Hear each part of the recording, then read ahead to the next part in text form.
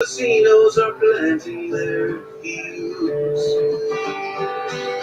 where the ghost of Zapata rides a horse that can still outrun the wheel. High in the sky above and clear outside, it's the free Mexican Air Force flying outside. It's the free Mexican Air Force flying outside.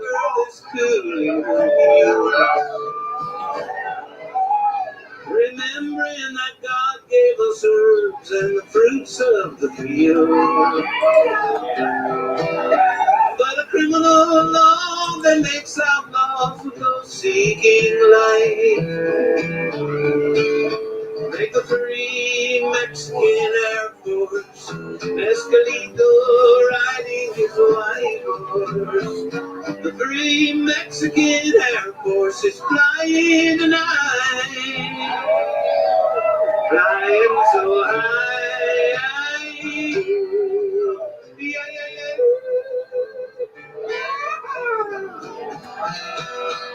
A strange and innocent herb causes money to burn. They'll jail you or kill you for making those rich fat cats squirm. But nothing can stop us, my vision is clearly in sight.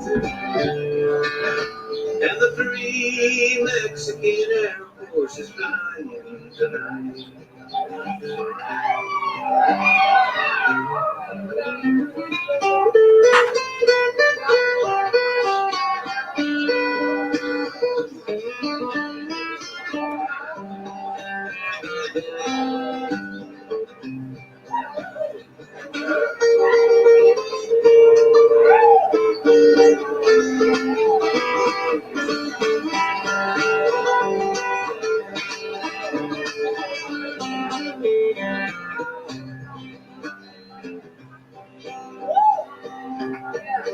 While we smoking colitas, federales are loading their guns,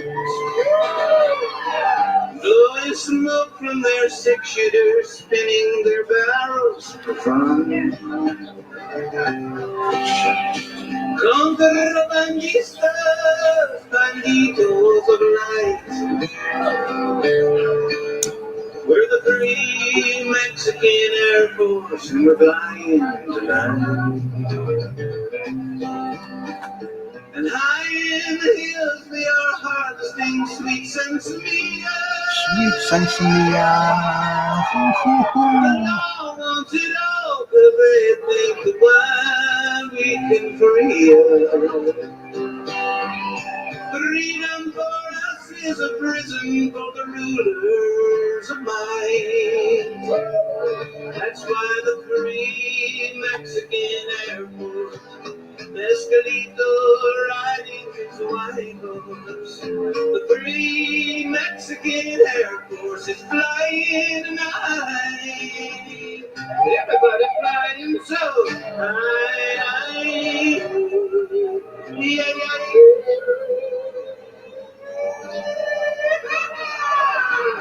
flying tonight.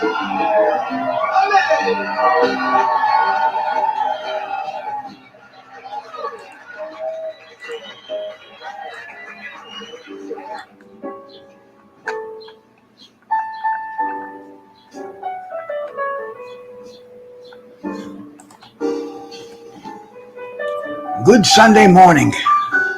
Almost afternoon, kind of a little late here today, but Bruce Gas, boxing, jazz, and more. Hitting it with a little bit of this. See if we can get that to focus in there. Come on. Am I shaking too much here? You know, usually it does it. Usually when I give it a little background, put the hand behind it. Bing, there we go. Now you can see the intricacies of that little nugget that I'm enjoying on over here. First one of the day, ladies and gentlemen. First one of the day.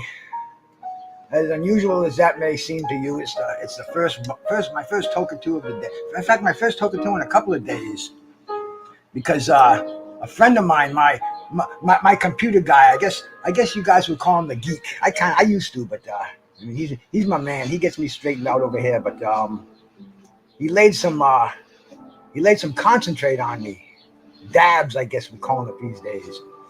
And I mean, this is the heroin of marijuana. You know, the difference is lightning bugs and lightning. And so I've been toasted for the past couple of days. He gave it to me on Thursday, and I enjoyed it all day Friday and all day yesterday. He only gave me a little bit too. I guess concentrate. That means it's means it's concentrated. It's condensed. It lasts a long time, and very cool thing. Let me do a couple of hits here so I can get myself in the right frame of mind to do this. Because you know, Sunday morning, I didn't even want to click to go live on because a lot of people are doing live shows, and you know, but you know, this is fucking YouTube, bro. You know, this is what when the spirit moves us. When the spirit moves us, we get in here and we.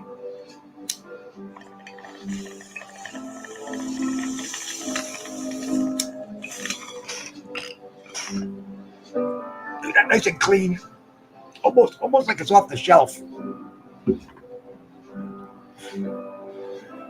But yeah, I wouldn't want to be smoking that dabs all the time. I think it would make me retarded if I was smoking that day and night. You know, the sweet flower. What I'm doing right now, the a little granddaddy perp that I'm getting myself right this morning over here, so we can talk about the great boxing that we had. Well, I'm not going to even say the great boxing that we had.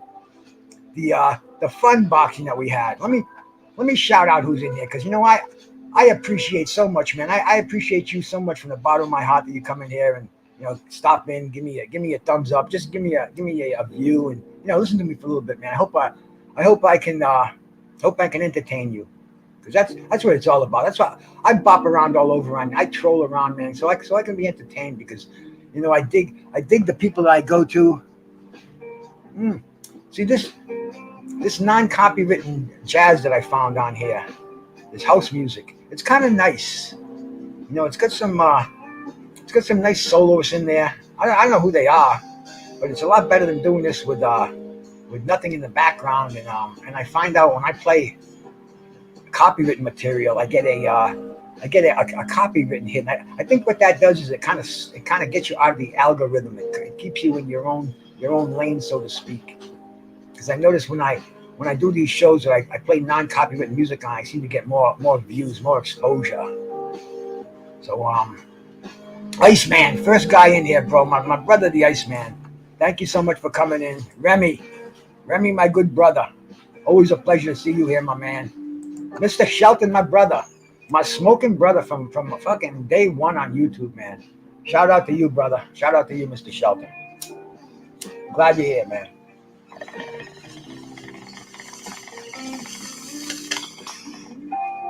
You know, we don't agree on everything, but we do agree on one thing, man. We love boxing. My brother, Certified Wrestling Podcast, man. Shout out to you and the NWA, man. Sub to this, man. If you have any inkling for professional wrestling, which is what I grew up on, brother. I mean, I grew up on Bruno Sammartino and Stan the Man Stasiak and Pedro Morales, and oh my God, I could go on and on and on. But you know, when I want wrestling news, I go to Certified Wrestling Podcast. This brother's got some feelers out there. He's in the back room. He knows what's going on before you do. He knows what's going on before Triple H knows what's going on. This man is on the scene. If you got a hanker for pro wrestling, sub to my brother, Certified Wrestling Podcast. Monica, gracing my channel. Salute to you, sister. Thank you for coming in here. Appreciate it. Appreciate it like you wouldn't believe. I didn't even put a hit in there, man. See what happens? A pretty lady comes in. I get all flustered. You know, man. I don't control it well. I never did. But anyway, man. Monica, thank you, sister. Thank you for coming in. Carlos Mendoza, my brother. One of the funniest fucking guys on YouTube. I've never heard his voice. Don't even know what he looks like. But man, He put some stuff in that chat room that makes me laugh. I think about the stuff that he writes in there, and I have to fucking chuckle. You know, I keep a little comedy star in my head.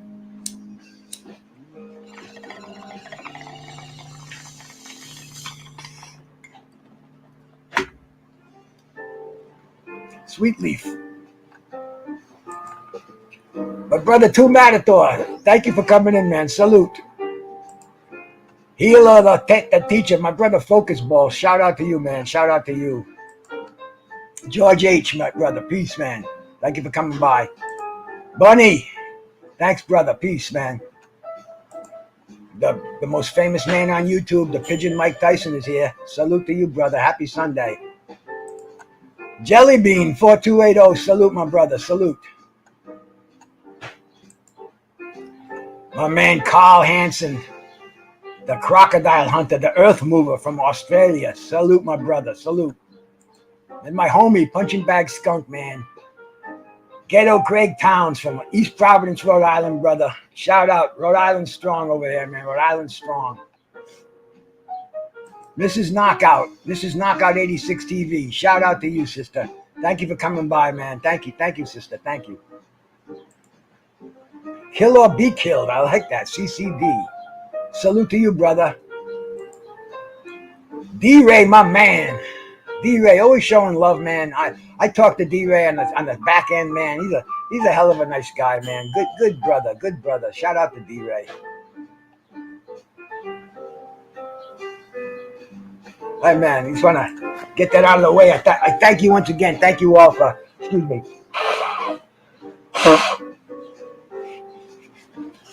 Thank you all for coming by. Let's get into some boxing, man. Let's get into some boxing.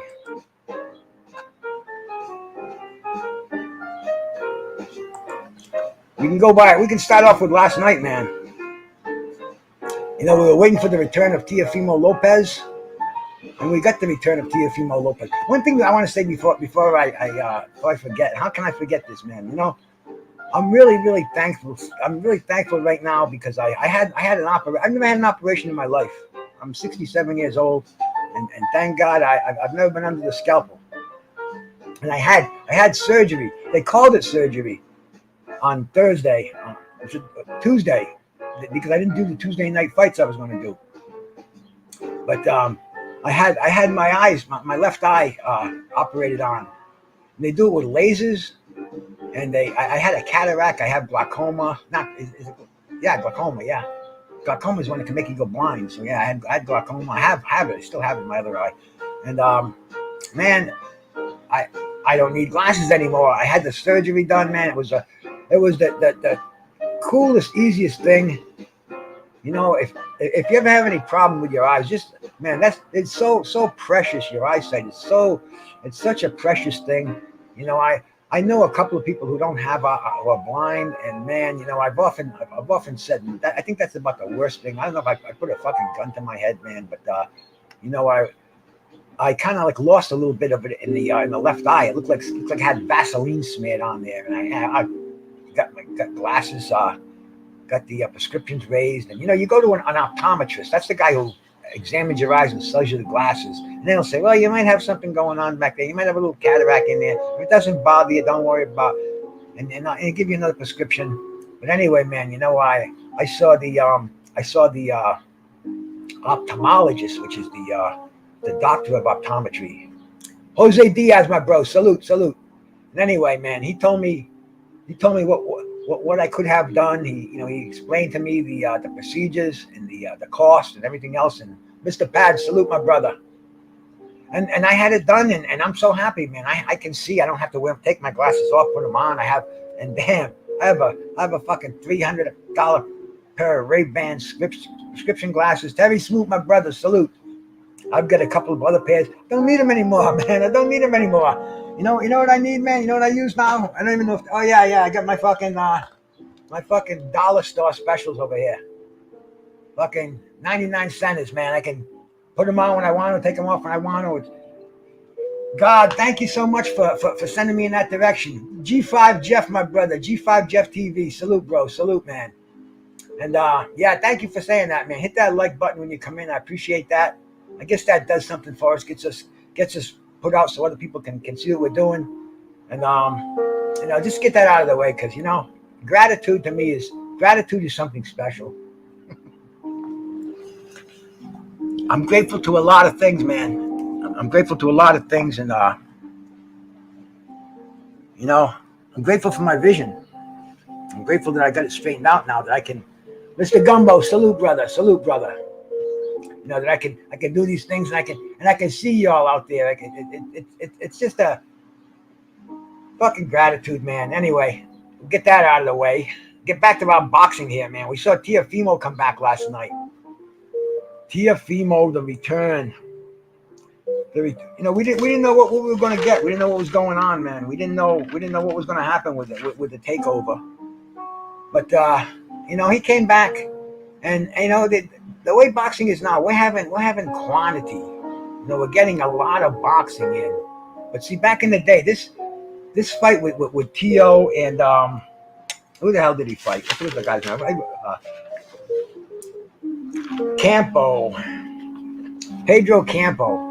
I mean, this fight wouldn't have made ABC Wide World of Sports uh, 30 years ago. It would have been a nice ESPN or a Tuesday night fight. Come back in Tio. We hadn't seen him in months, man.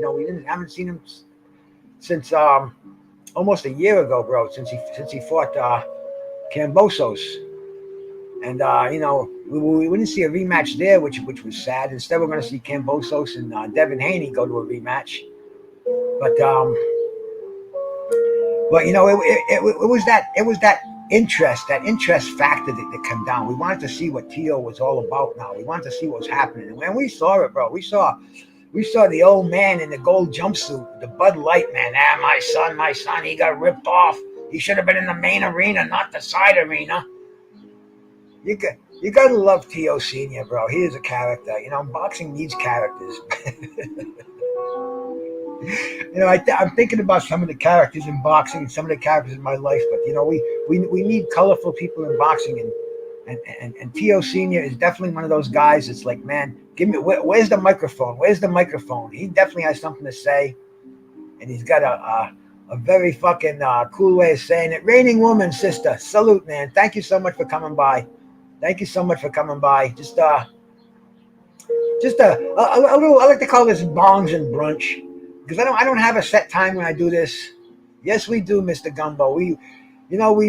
I guess Don King is still around, but we could use the old Don King because that was the thing about the heavyweight division, And even I was thinking about that the other day. I was thinking about how big fights were made. It didn't matter if it was Bob Arum or Don King. If it was a big fight and it made sense and it made money, they got these fights going. I'm looking at Leonard and Hearns, man. Because that's the fight that I'm equating to Bud and Crawford. Why this fight isn't getting made. I don't even know if it's promotions. I don't know what it is, man. I don't know what it is. I hear all kind of things. See, what I think the problem in boxing today is these fighters, these young fighters, prospects, if you will, they're signing these guaranteed money contracts at an early stage in their career. Don King, my brother. Yes, we did, bro. Yes, we did mention you. I'm glad you're here, man. I get an extra like out of you. I get an extra fucking thumbs up out of you. Shout out to my bro Don King. But see, my train of thought just went. That's the thing about this I don't know, man. Early onset Alzheimer's, maybe. Because I get off track and my mind goes 100 different directions. And let me smoke some of that this flower.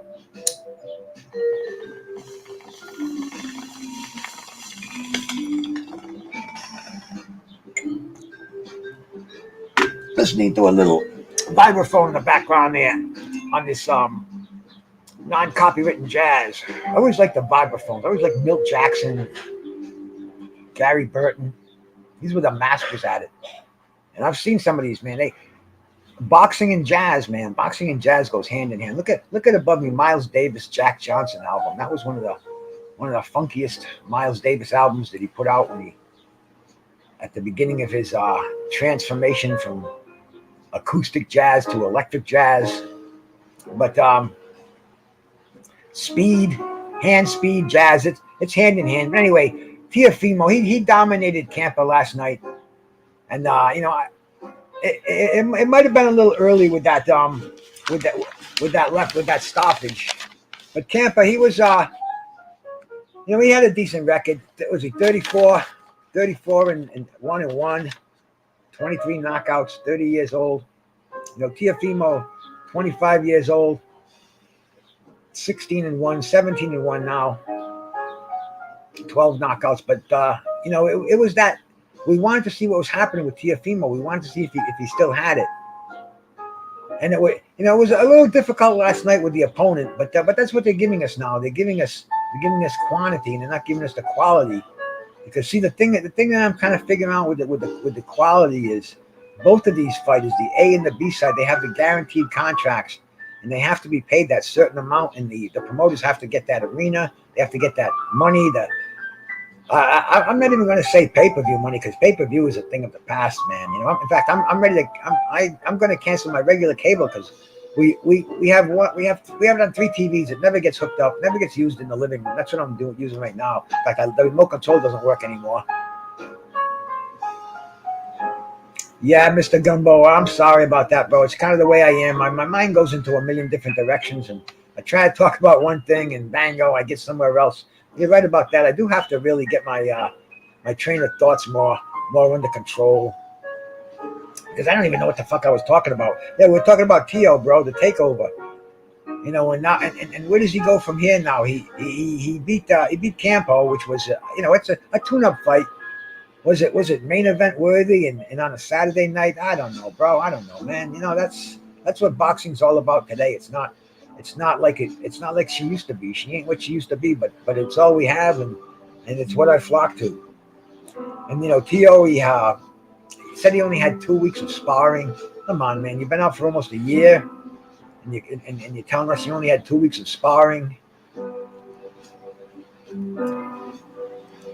But anyway, man, Tio just showed us, like my bro Mad Chad said this morning. I didn't catch his live. I caught the replay of it.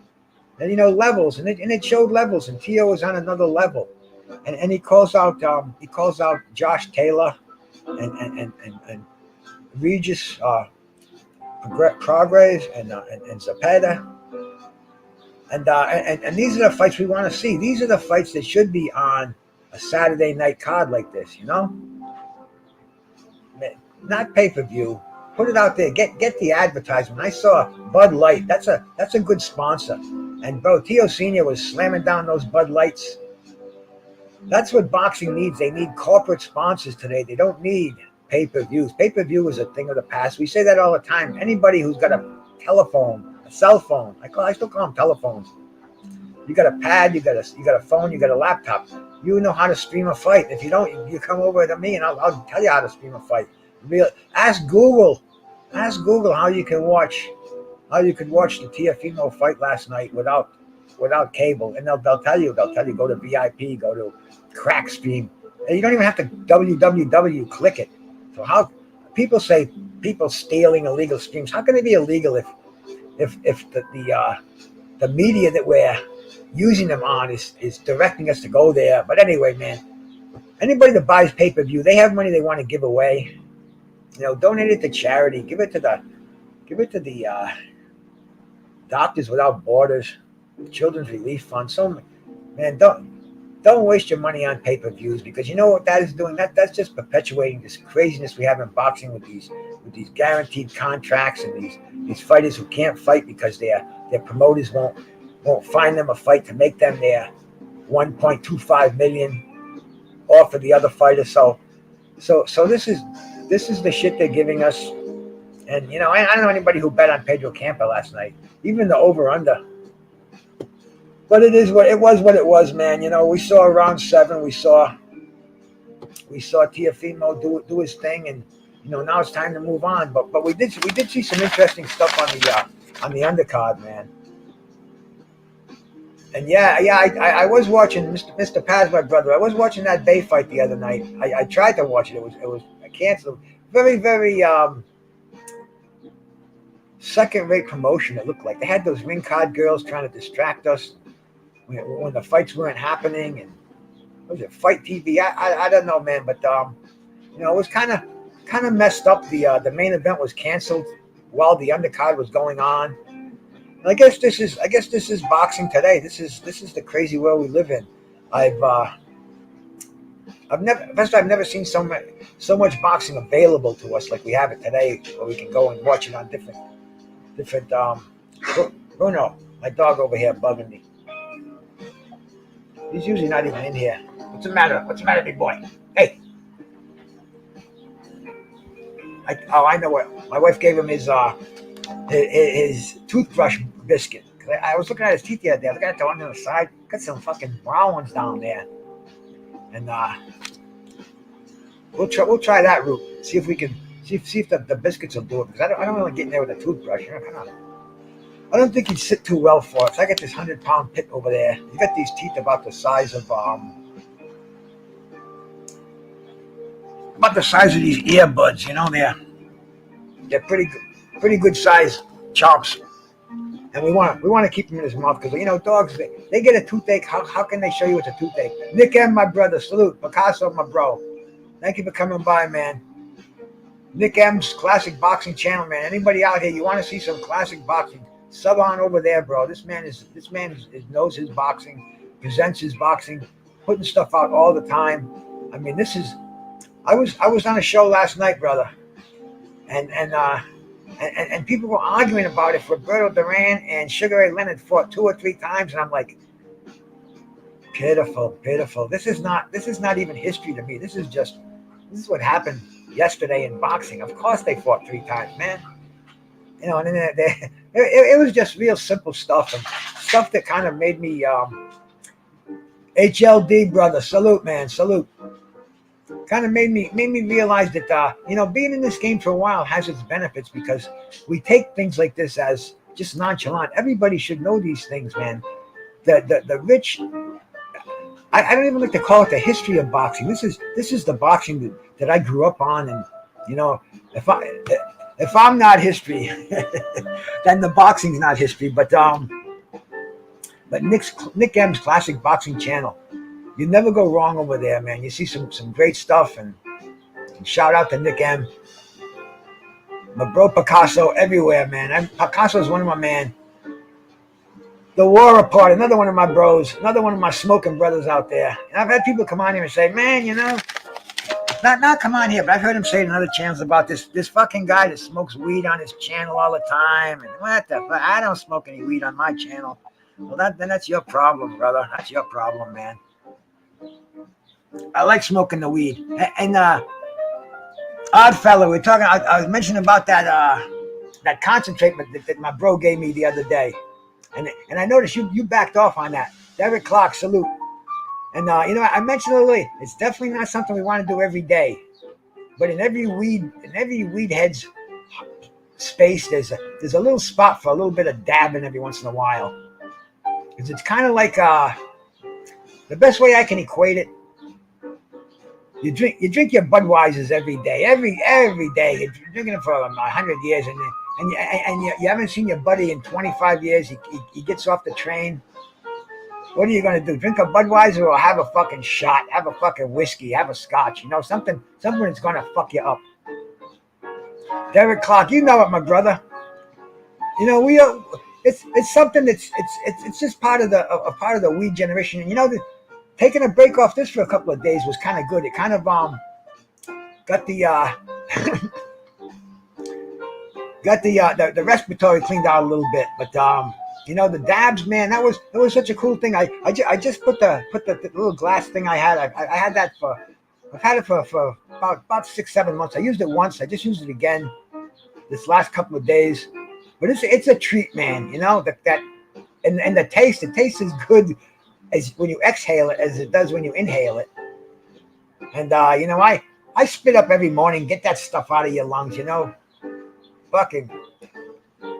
The worst thing in the world is having congestion, congestive heart failure, putting a lot of stress on your lungs, on your other organs. So you want to blow that shit out. And that's one thing about weed. I notice weed is almost like a It works as a what do they call it? An experiment. It it gets the shit out of you. It doesn't leave them on your receptors like tobacco does. Tobacco stays with you, stays in the lungs. That's how we get all these problems. You know the the God forbid the lung cancer, man. You know I don't see any of my old weed heads with lung cancer. I see people that smoke cigarettes with lung cancer. So maybe I don't know. I'm a weed head, man. I've been off. I don't take any mind altering substances whatsoever. Not even caffeine, no alcohol. I love my weed, bro. Works as my pain medication. I'm off. I was on oxycodone for fucking Christ for years, man. I was on that shit when they first put it out. They said it wasn't addictive, all the way to the point where people were selling it for $30 a pill, man. But none of that shit. My brother Mad Chad, salute my brother Mad Chad, man. Peace, bro. But bro, boxing, jazz, weed, it goes hand in hand in my life. And you know what the great thing is? I can come share it on here with my brothers and my sisters. I'm getting a good buzz on now. I haven't had the flower in a couple of days. I didn't even think it was going to affect me after hitting on those dabs for a few days, man. That stuff. Ooh.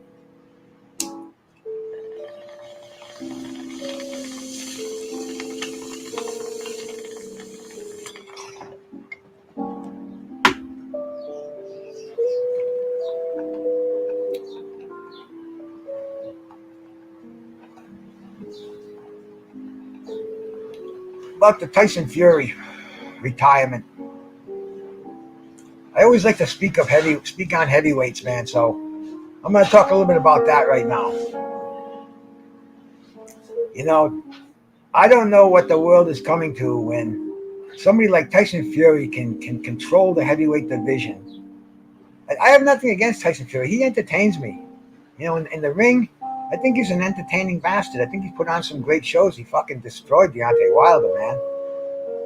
But bro, this is the heavyweight champion of the world. This is the pinnacle of sports, and he flaunts it, man. He says he's retired. He wants to come back and fight. He wants a trilogy with Derek Chisora. And then when I was reading into that, he I don't know what the fuck's the matter with his head, but he wants to come back as a heavyweight champion and fight. The only one to fight 2 trilogies, bro. Doesn't he ever heard of Muhammad Ali? Hasn't he ever heard of the Joe Frazier trilogy, the Ken Norton trilogy, and the Joe Frazier trilogy? But anyway, man, and then he tells Jose Sulaiman that he's retired. Jose Sulaiman's giving him until August 26th to confirm his retirement. I mean, what's this all about? What's happening here, man? And then where does the heavyweight championship go? Does it rightfully? We should recognize the winner of next week's Usyk and Joshua fight as the heavyweight champion.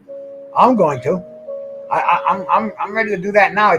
But see, the thing is, bro, I come from this generation where they know email champs. They know even when you're appointed. One of the most fucked up things, bro, back in the day was the heavyweight division was wild. Muhammad Ali had just retired. You got that right, Nick M. But Muhammad Ali had retired, and actually he was going through his rematch with Leon Spinks.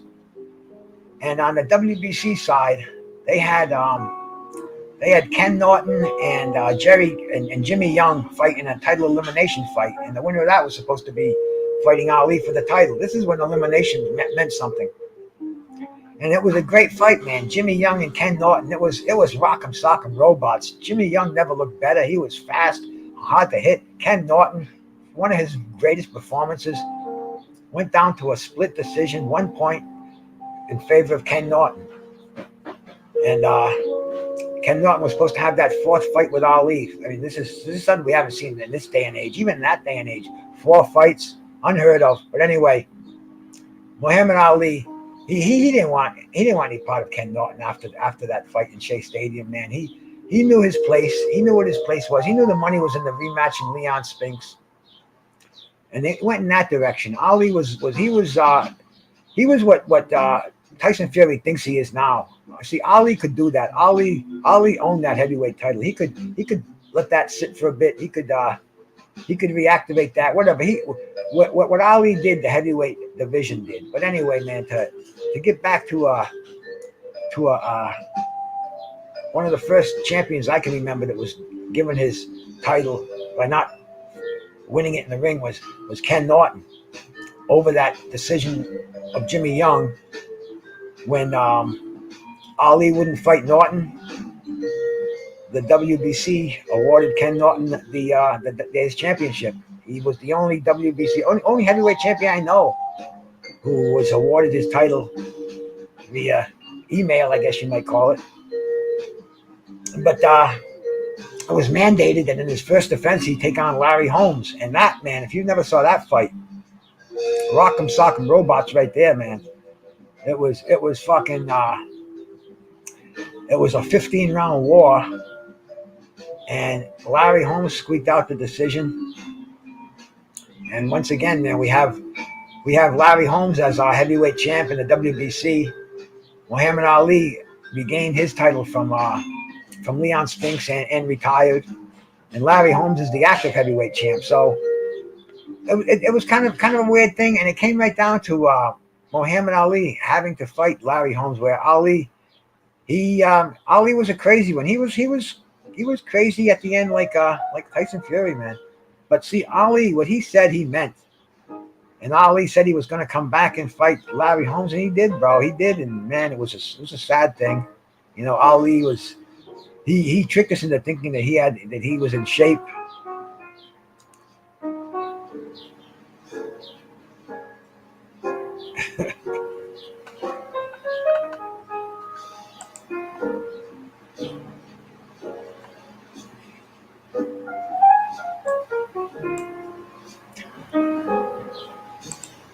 That's we love being entertained, bro. And that picture up there, you know, I got this. Let me show it to you. You know, a lot of people they shout out the pictures.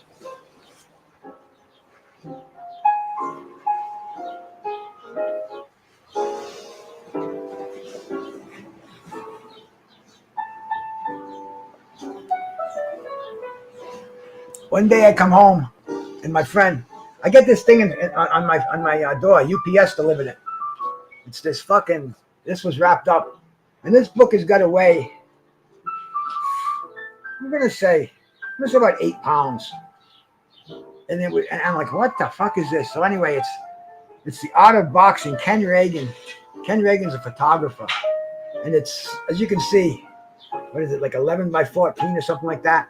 And it's full of this beautiful photography. This beautiful photography. I mean, it's got it's got some great pictures in there, man. You know, we got things like this, and awesome. Now, I might put that on the wall here, man. We got Joe Frazier, and Joe Louis. I mean, this thing is just loaded with unbelievable photographs. It's all by this photographer, Ken Reagan. And it's like, man, it's like just I could go through this and just show you guys this stuff. But Nick M's got that book, man. You know it, brother. But anyway, bro, I looked at it and you know, I looked it up online because it was a gift from my brother Trick Nolte. God bless Trick Nolte, man. Trick's a brother for life. And I said, Trick, what a fucking beautiful thing. I said, and I looked the price of it. I mean, I think it was something like $100, the hardcore edition of it. But see, you know, you go on eBay and on these things, you get these things cheap. Trick says, bro, he goes, that was for you. It only cost me $11. They even paid for shipping. I'm like, wow. And so I said, Trick, I says, you don't mind if I cut some of those pictures out? He goes, I was thinking of doing that and framing them. So anyway, my wife found the frames and it's beautiful pictures, man. Beautiful. And it's still loaded with them. There's so many of them in here. The fucking book is just loaded with Roberto Duran and Manny Pacquiao. And dude, I mean, shit, you know?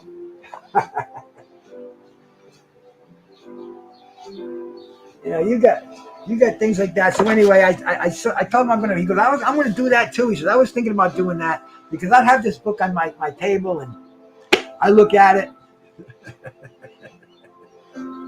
Mad Chad, you want to come up here, bro? Anybody want to come up here, man? We can talk about some boxing, anything else. Talk about the fights we saw last night. Talk about the weed you're smoking. Talk about the weed I'm smoking. You can fucking come up and say hello and see what's up over here, man. But anyway, man, Tyson Fury pulling this, trying to manipulate the heavyweight title. Trying to manipulate the heavyweight title to suit his needs. I mean, this character, he could have done something that a freakish size, freakish boxing skills, nice haircut too. But he could have actually turned himself into the half of the fighter that he thinks he is. It's one of those like if I could buy you for what you're worth and sell you for what you think you're worth, then I'd have a lot of money.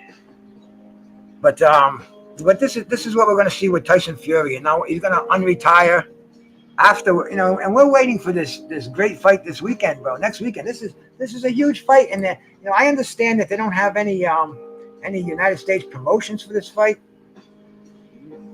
Yes, Matt. I don't know why Mad Chad cracks me up so much. I talk to him and I gotta take I gotta put a gag ball in my mouth, the famous Mad Chad gag ball, so I don't laugh so fucking hard. But Tyson Fury will probably come out of retirement after he sees Anthony Joshua. If Anthony Joshua wins, I think he'll come out of retirement. If Usyk wins, I'm not sure. But see, Tyson Fury, he knows that easy living. You see him on that yacht the other day, that fucking bigger than my house.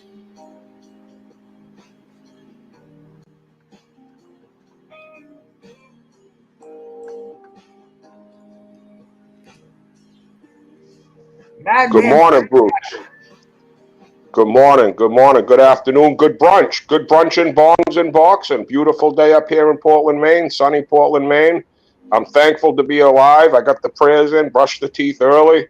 I'll brush them again. Just had myself a little chicken fried rice from the China Villa. Just nice and simple there, and drinking some nice cold water. And just seeing, last night it was fun. I thought the card was fun. Honestly, the whole card, there was some, good action-packed fights there. And, we got to see the 19-year-old Xander Zayas. I mean, that kid's got all the markings of a future champion, a highlight reel. Throws his punches in bunches. Very, very mature for his age, and very, very impressive. He did what he had to do, so to speak, because, that guy was right there, ready to exchange with him. And but Xander's showing his mettle at a very young age. I don't think he has that many fights, maybe 13, 14 possibly. But he seems to be getting better, Bruce, and that's what I really like to see. I thought he really impressed. I was impressed by Xander Zayas. 19 years old too, very, very impressive. And I like the way that he was real humble after when they interviewed him. He just kind of he had that. He was grateful to be there.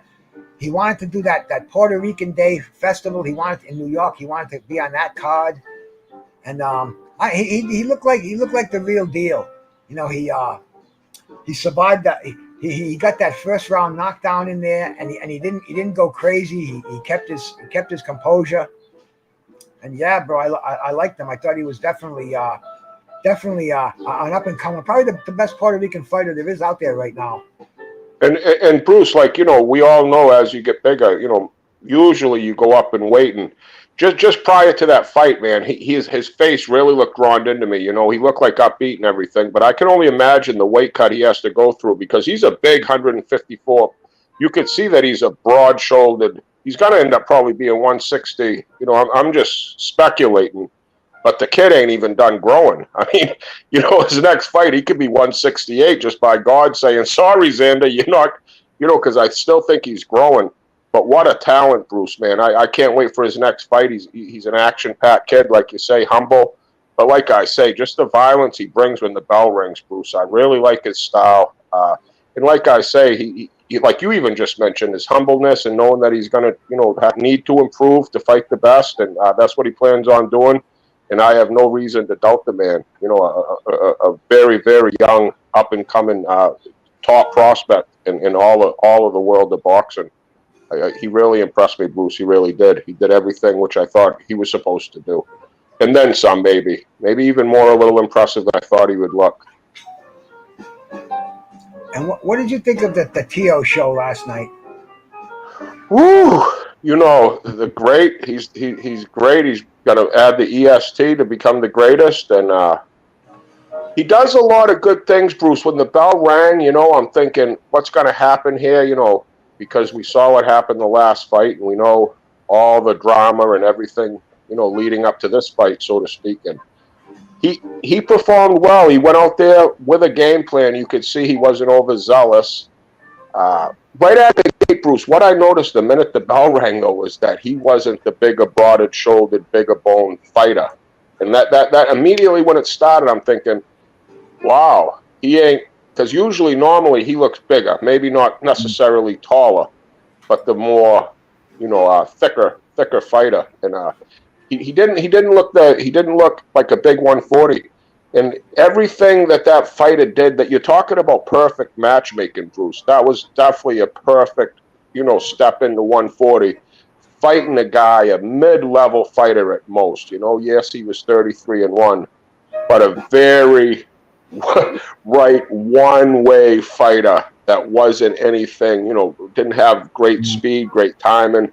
Footwork was definitely not there. He was trying to walk him down at times, and at times he had a little success with Tio. We got him into the corner a couple times. I'm thinking, what the fuck are you doing there, kid? He's trying to showboat a little and stuff. I'm thinking, why are you doing this? Just to get chin checked, I saw some flaws with the kid, but I think he's good for boxing, Bruce. The whack job old man is good for boxing, just the whole hype. He brings a little bit of hype. He does bring entertainment.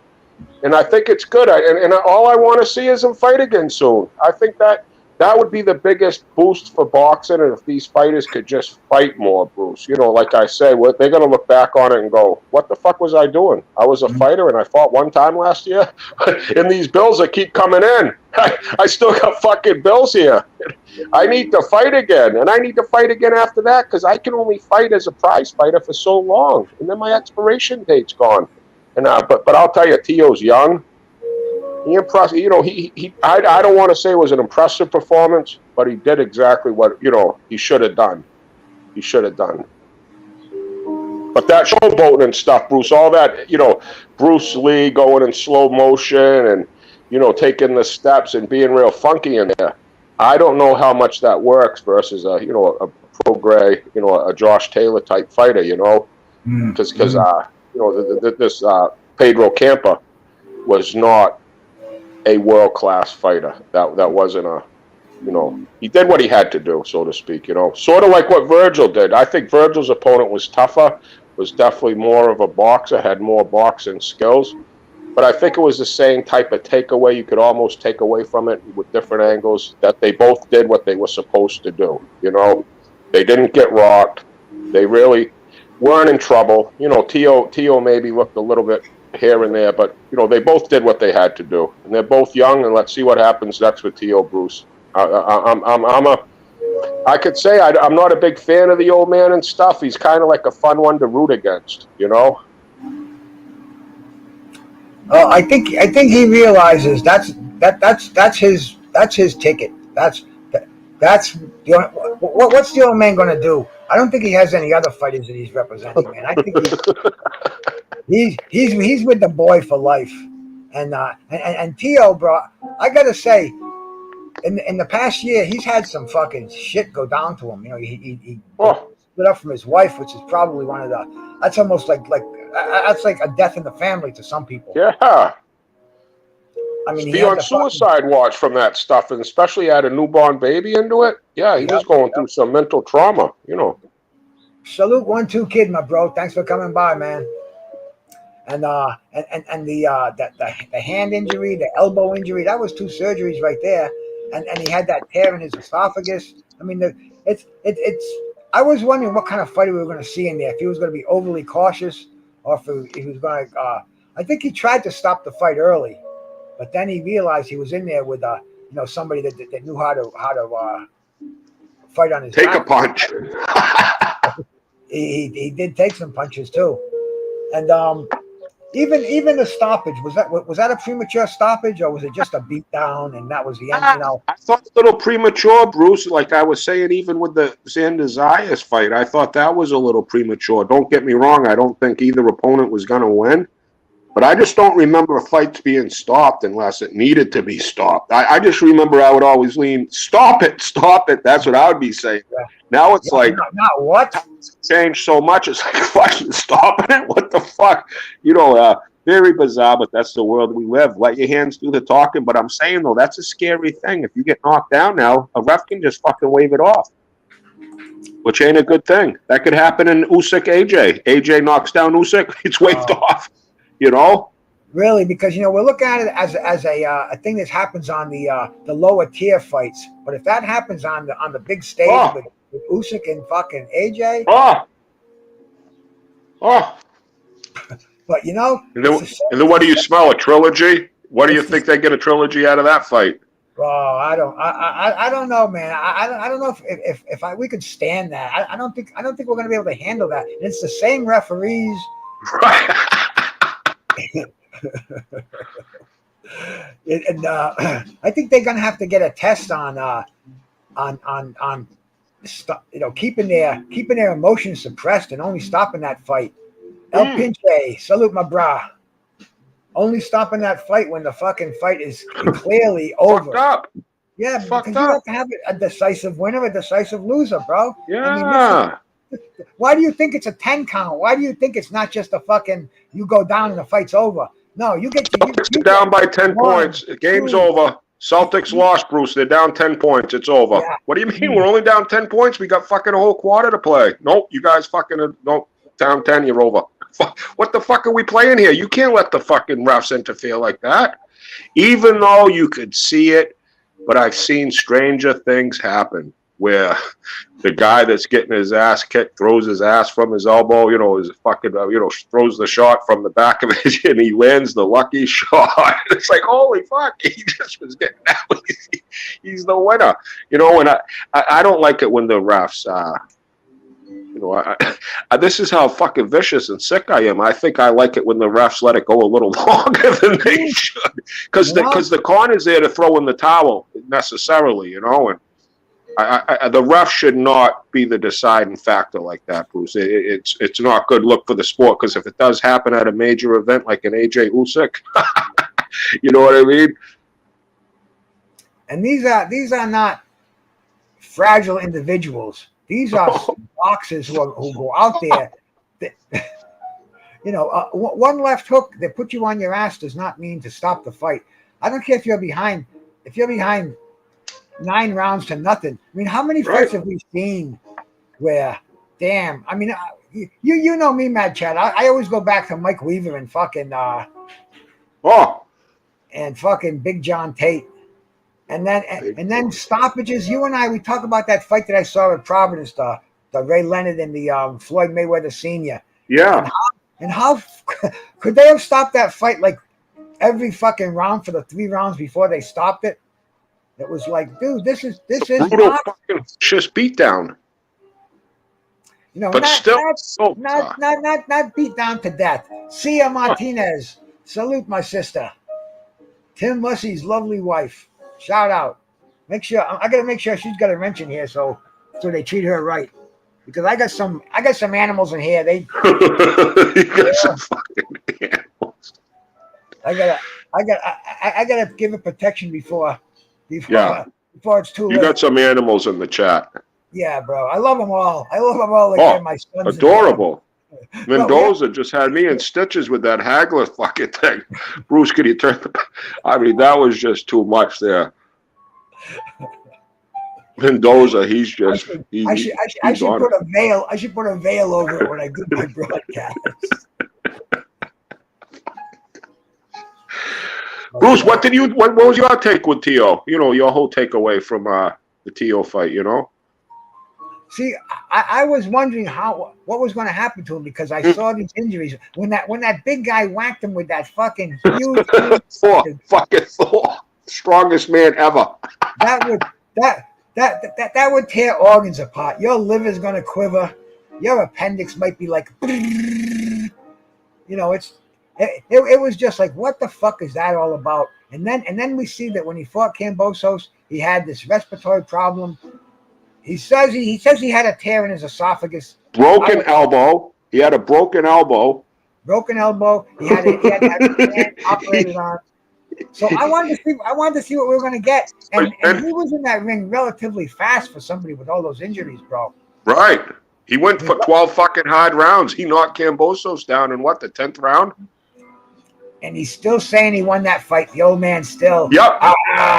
Watch the fight. We beat him up. We got fuck Eddie Hearn. Where was Bob? Bob knows. And that gold suit was something special. Light though, I like the blue Bud Light symbol on the back. He had the Bud Light hat, the Bud Light. He loves it. He's fucking. Did you see him leaving the thing? I watched something last night. They had the Bud Light. They're all fucking. He's on top of the world right now. That fucking old man. I mean, what a character Bruce is. Did you see him stand in the middle? And I didn't have the commentary on. I just watched the fight. But I saw it at the end. He fucking jumped right in the middle of the screen like it was like a big shot with Tio, you know, at the end of the fight. He got right in the middle and went, yeah! I did see him hogging the microphone and going out there. He's fucking nuts. Anytime, Sia, anytime. And a shout out to Dree Finest, my uncle out there, bro. Big ups to Dree Finest. Thanks for coming by, my brother. And that's another. In that situation, Bruce, Tio's God-given ability and just the class of boxer he wasn't going to see if his corner was going to be able to tell him to do anything. You know, Tio was jabbing nice. I mean, just everything about Tio was better than his opponent. And the trainer ain't going to be tested in that situation, you know, and I think it was really like a no-win situation for the kid. Already won. He did what he was supposed to do. Any problems, you know, you fucked up. But it's just that I don't know. I don't know what he's gonna do, Bruce, with those, you know, guys at 140, especially with the old man there. I would feel so much stronger if they would hire. I know they hired this other coach. You know, they mentioned the other coach a little bit. But maybe if he had just stepped back and give somebody the full reins. But I don't think it's in him. Like, this is his golden ticket. He still talks about becoming trainer of the year this year. He goes, I can do it again. He calls himself a Nostradamus. It's fucking awesome, Bruce. I am a fan of the guy. You know, what a fuck. That's the thing about boxing. It's been loaded with fucking nut jobs since the beginning of fucking time. Just whack jobs. Whack. We got a fucking complete WWE, like a cartoon character, like some of these YouTube. He could fit right into the YouTube kid community. Teofimo Senior could. He could be on any panel like, "Fuck you! What are you talking about?" He'd be, you know, he would just be right on it. Nah. Hey, it's good for boxing. Shout out to my brother 86 Boxing out there, man. Thanks for coming by, bro. You had a good show this morning, bro. Thanks for mentioning me up in the channel, too. I appreciate that. Although it's just another one of my hundreds, and that was another one. Appreciate that, bro. What was I going to say, Mad Chad? It was about Tio. Oh yeah. No, I've never seen Tio lose so many fans because of the old man on YouTube. I've been in pro Tio sites before, and then the old man gets on there, and all of a sudden, fuck Tio, fuck that old cokehead. Yeah. It's like, fuck, it's like crazy shit, man. But I don't know, misguided loyalties, I guess. It's like it's all around here. But yeah. You know, Tio was in charge last night. Well, yeah. Like to get on piggyback on what you were saying, I want to see him when he's in another difficult fight, like the Kambosos fight, when he's got to look at a trainer.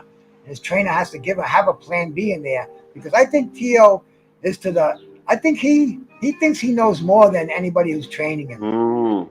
They were showing him in the Bronx on Punching Bag Skunk. He's showing those old tapes with of that Iran Barkley deal they had with Witherspoon there and Duran there, and Tio was there too. And Duran and Witherspoon were giving Tio tips. Yeah, sorry, yeah. And Tio was, but he was receptive, but he didn't. He seemed like, I know it all. I know this. I know this. I know. And you got Roberto Duran telling you shit. Jedi, my brother, salute.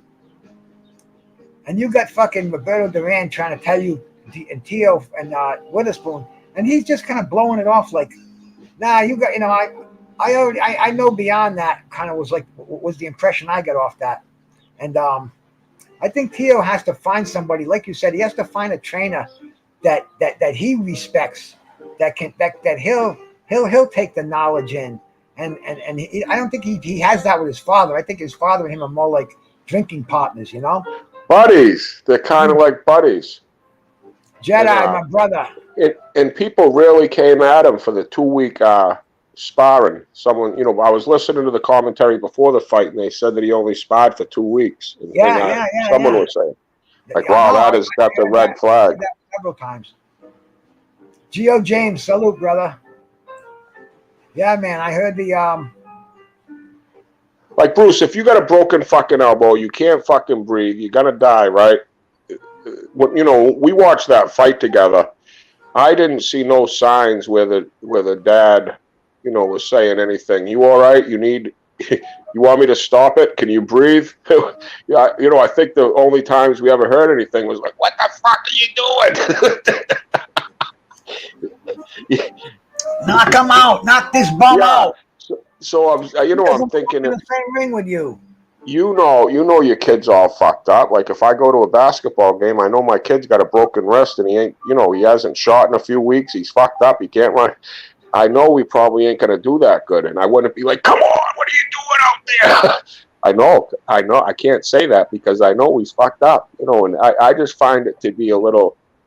I don't fucking know, because they said they had a doctor. But I know some doctor. I don't know about anything, Bruce. But he looked pretty healthy to me when he knocked Kambosos down in the 10th fucking round. And when he was talking after the fight, he wasn't huffing for breath. He didn't need an oxygen mask. He didn't know where he was. He thought he won. He thought he won 11-2.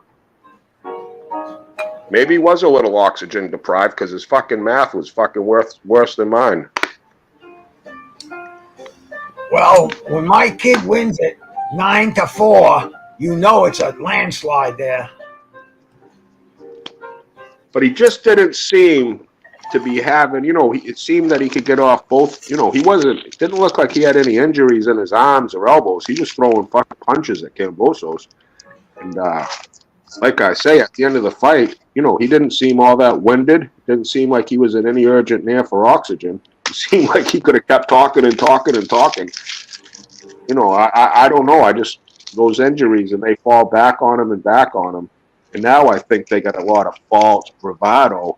We just beat a guy 33-1. We beat a fucking rocker with 33-1. We want everybody. We want Josh Taylor. Really? Where does he go from here? What? Right now, he has to announce a fight within the next few days. That has to happen, because right now the fire is hot. He said he was going to fight December 10th in Madison Square Garden too. He mentioned something about Heisman Trophy winning, the Heisman night. Who knows though, Bruce? Like, who knows? Like, I can't imagine him fighting a top 5 guy. I just don't. I don't know. Who else? Because don't give us some fucking don't pull another fucking Mario Barrios out of the woodwork. Yeah, Mario Barrios could be the guy.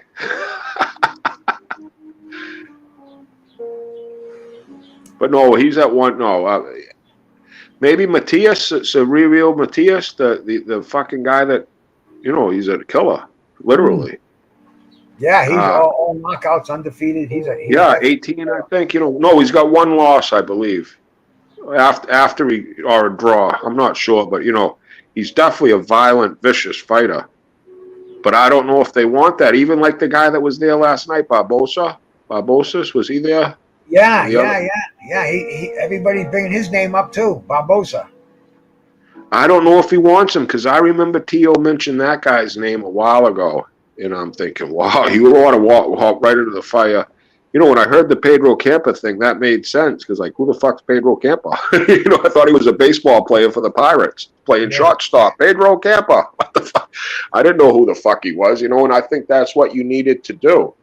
But I just think with that mentality of that camp, you know, the takeover, I think they're probably still partying. I think, you know, in a little bit after that too, when I saw them win, it's almost like we knew you were gonna win, bro. You're beating a way different level fighter. Everybody could see this was a mismatch from, you know, once the fight got into the groove, once you got your fucking legs under you, it was a complete fucking mismatch. And you're celebrating like you just won fucking the Super Bowl. Are you that fucking retarded? You should have just been in and out. We won. Thank you. I did what I had to do.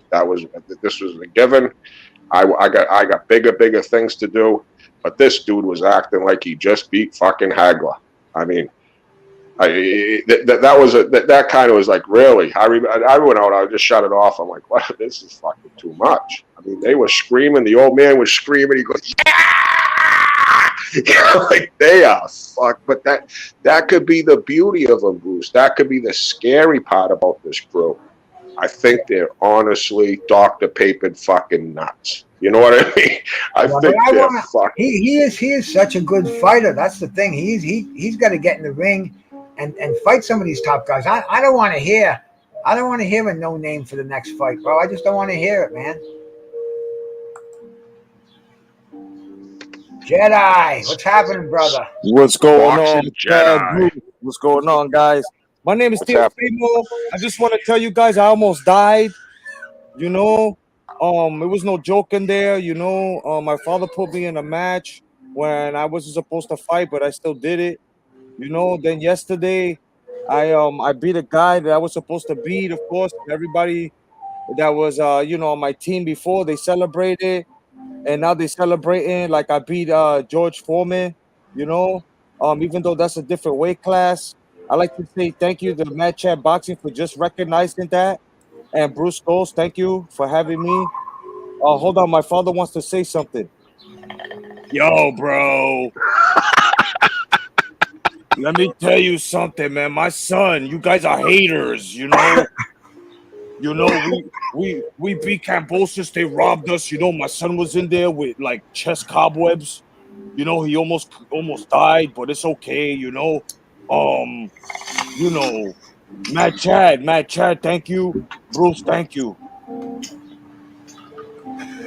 I gotta say, man, I don't think he's ready for 140.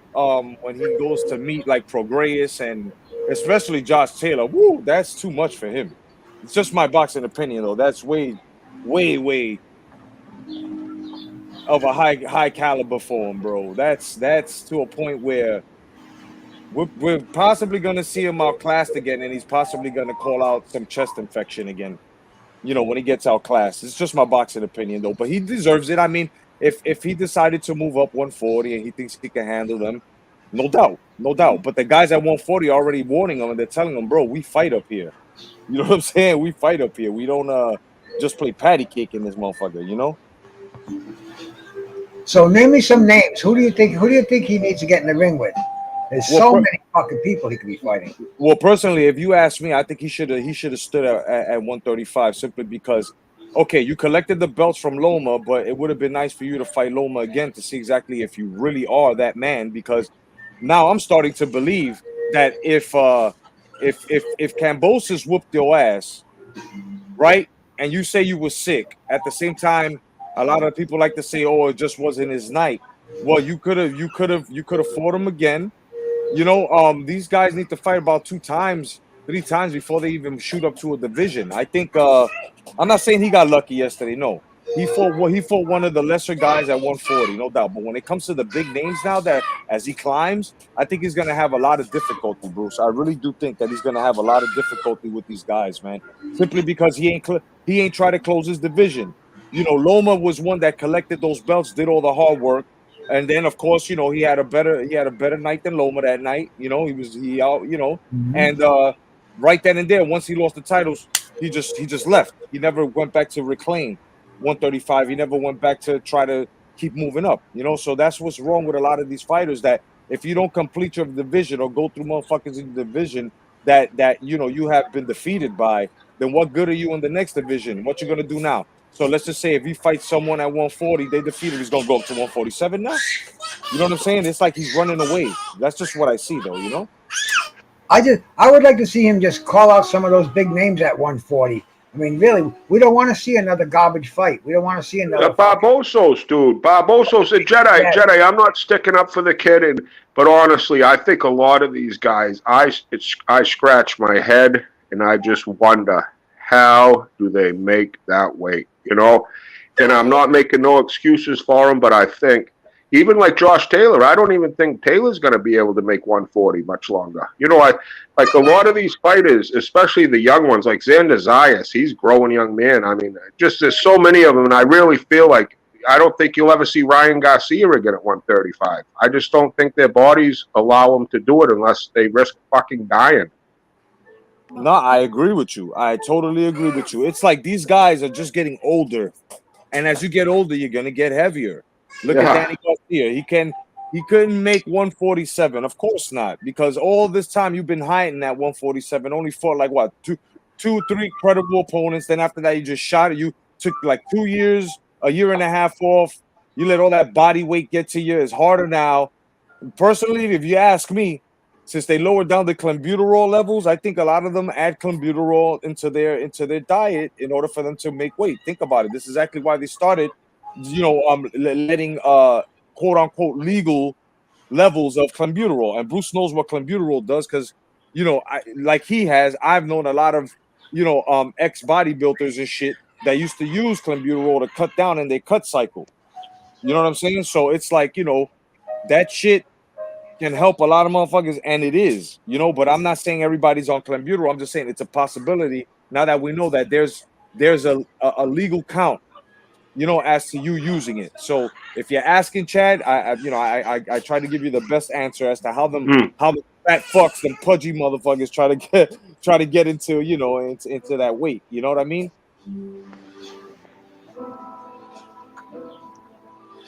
Be interesting to see who he does fight next, though. I mean, it would be. It's entertaining. You know, if you like, and like Bruce was saying, he gets a lot of negative heat from the old man because, you know, he ain't really that bad of a kid, and he's been through a lot of shit, and he's got to deal with that old man. I mean, well, what a little story too, you know, and I can't wait to see who he fights next. But Bruce, you mentioned it. I want to see him fight a fucking name that I know. I don't want to think it's a baseball player. You know, exactly. I never knew. Yeah. Nick Smith, salute. Nick Smith, salute. Somebody got you before I got a chance to wrench you up. Sorry, bro. Why the fuck did you time him out? He just said salute. I knew I had to because I knew if I didn't, somebody would whack him. But hey, stick around, Planet Master, salute. I don't know who the fuck you are, but you've been here before, I think. But you know the thing about all these fighters and making weight, my idea on that is you're a fucking fighter. If you're a champion, then you have to make the weight to defend your title. If you're a contender and you can't make that weight, you move to the next division, bro. You don't fucking kill yourself to make 135 so you can be a shell of yourself when you get up there. You fucking look like I was telling Scotty Olsen the other day, 5 fucking pounds. You look at a fucking 5-pound slab of steak, bro. That's almost as big as a manhole cover. Hell yeah. Hell bro, yeah. Yeah. You ain't gonna deprive your body of that when your body's naturally growing like that. You know what I'm saying? Yeah, you only weigh 100 pounds. Yeah, or even 135 pounds. Right, or even right.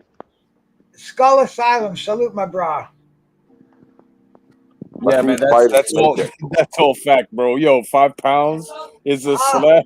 That shit is a slab of meat and a half, kid. Yeah. But what about the weight gain? What do you say Usyk's on for weight gain steroids? Because this dude's looking like a fucking Sasquatch. I mean, he don't even look like this.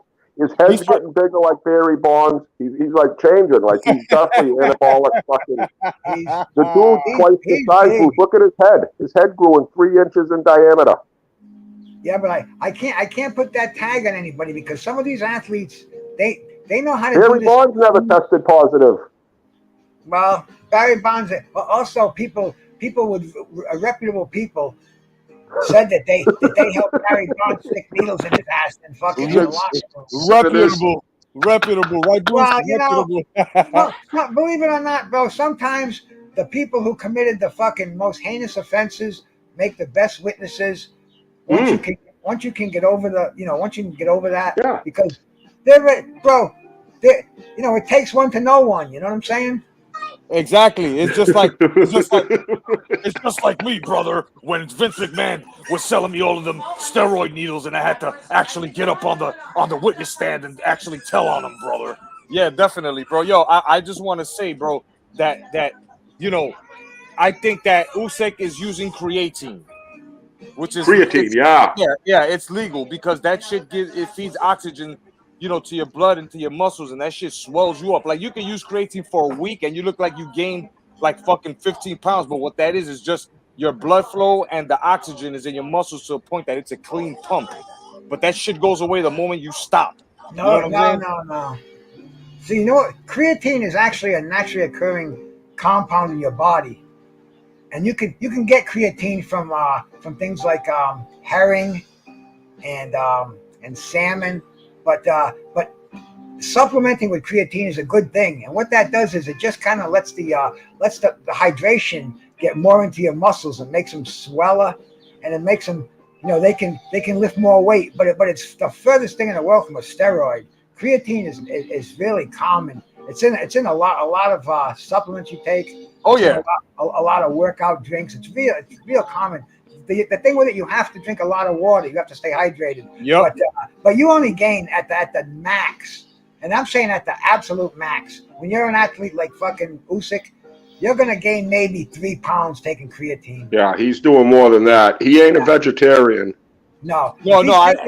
And I know he's eating steak along with potatoes. Raw fucking meat. He just goes out and hunts a bear all by himself and eats it raw.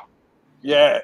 I mean, the guy was already a cruiserweight, so him gaining, going up, it's not. I don't think that's a problem. You know what I mean? I mean, he was already at 189. Then when he fought Joshua, he was already at 2-something. Now he looks like he's at least 225. At least. And you know how hard it is to put muscle on once you max out and you're that big. Fucking, I mean, if you could put 2 or 3 pounds of muscle a year on, you give yourself a pat on the back. Yeah, man. But look what Barry Bonds did. Barry Bonds went from a slim-looking athlete to a fucking weight builder, like almost.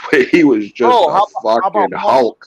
How about Mark? Like I'm saying, I just think Usyk's head has gotten bigger. I also claim Manny's head got a little bigger. And that was definitely. I thought Manny's head got bigger. But when we see Usyk, but that's just my little take on the effects of fucking steroids. Hey, we can do it side by side when he gets in the ring, and it'll be evident. But the thing about steroids in sports is, if you can pass that test, then you're drug free. Yep. And that's the whole fucking thing, man. That's it. And don't be another freaking pharmaceutical baby Miller, bro, who pissed the fucking.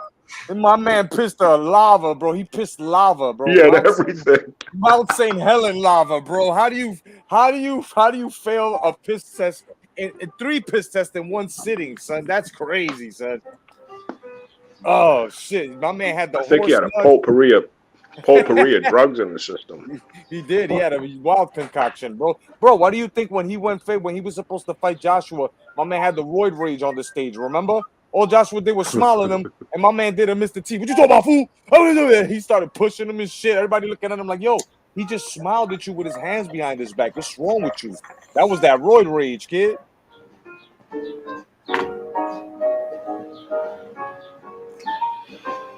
Fuck. I'm loving They're the just jazz. Powerful. Yeah, I'm just jazz, like those baseball players, like Mark McGwire. He was a monster, kind of tall and thin, but when that whole steroid hit him and Canseco, the Bash brothers, it was just like these guys were. Alex Rodriguez, he was like an athletic slim dude that he all got muscle. It was so crazy because I think it was after the baseball strike, and a lot of people got turned away from it, and nothing more than the fans like is a home run. So the owners, the commissioner turned a blind eye on it all, and then all these athletes took the There it is. Testosterone. Right from fucking Belco Lab. Right from Snack. Bruce is a snack athlete. That's see that this is why. See this right here, that's the preferred steroid of all the athletes. But for boxers it's different because boxers they're not like baseball players, they're not like bodybuilders. They stack these different steroids and they have designer steroids. They have steroids that'll increase strength and speed without making muscles without causing hypertrophy in muscles. So you get more fluid motion. Where endurance, like Lance Armstrong, Bruce. You see that? That's what I use, brother. Wait a minute, hang on, I got the wrong one in there. Let's see. Yeah, that's legal stuff. Yeah, because I'm 48, so I need to boost my testosterone. So there we go, right there. See that boosts your free testosterone. You want to boost your binding testosterone. So your total serum cholesterol goes up. And the reason I take it, see, when you get older, your body doesn't produce testosterone like it used to. It still does, believe me. I've never had any problems in bed and stuff. But not as much as it does when you're younger and shit. Yeah. No. And what testosterone does is it regulates your cholesterol.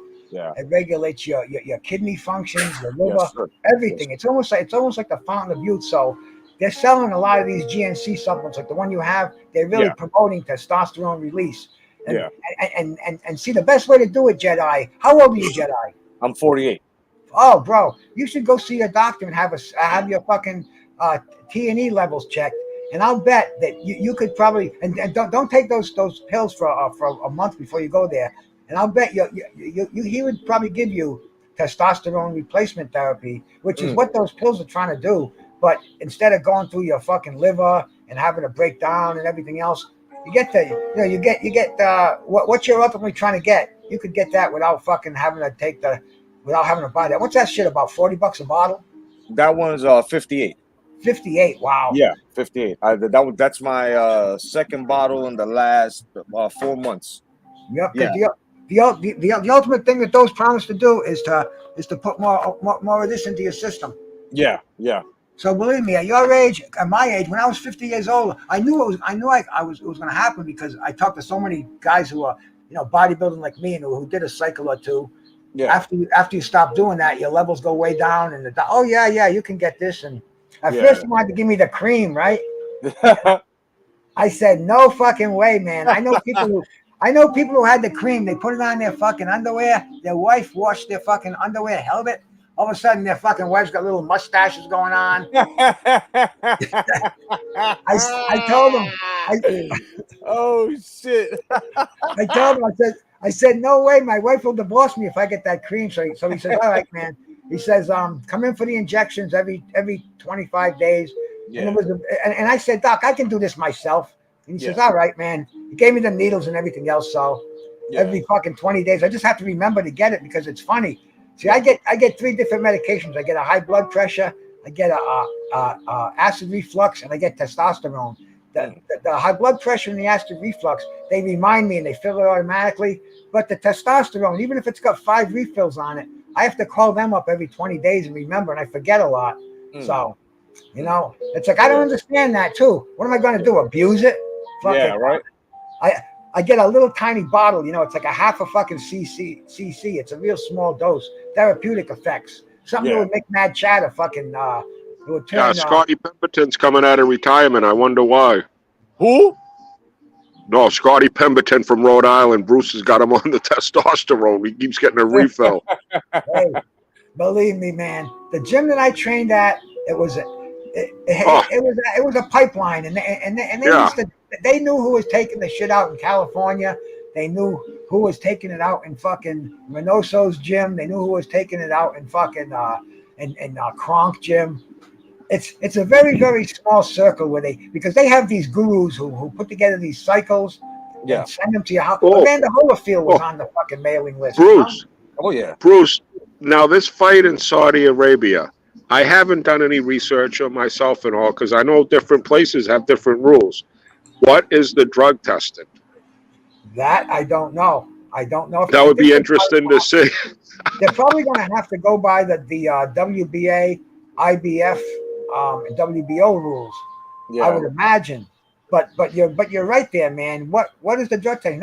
That's a good question to put up. Does anybody have any idea? I'm gonna tell you right now, if it's through WBA, don't expect to see one because they usually let those things go, over the radar. They don't really, and Manny Pacquiao and one-on-one Marquez matches and stuff like that were under those.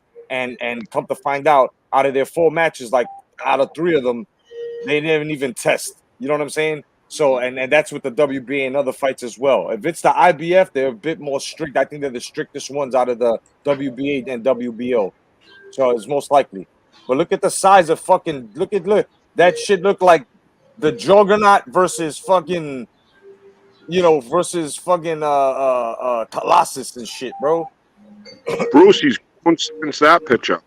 Like he's grown since that picture. He's like a marijuana plant growing under a bright light. This fucking dude is fucking nuclear.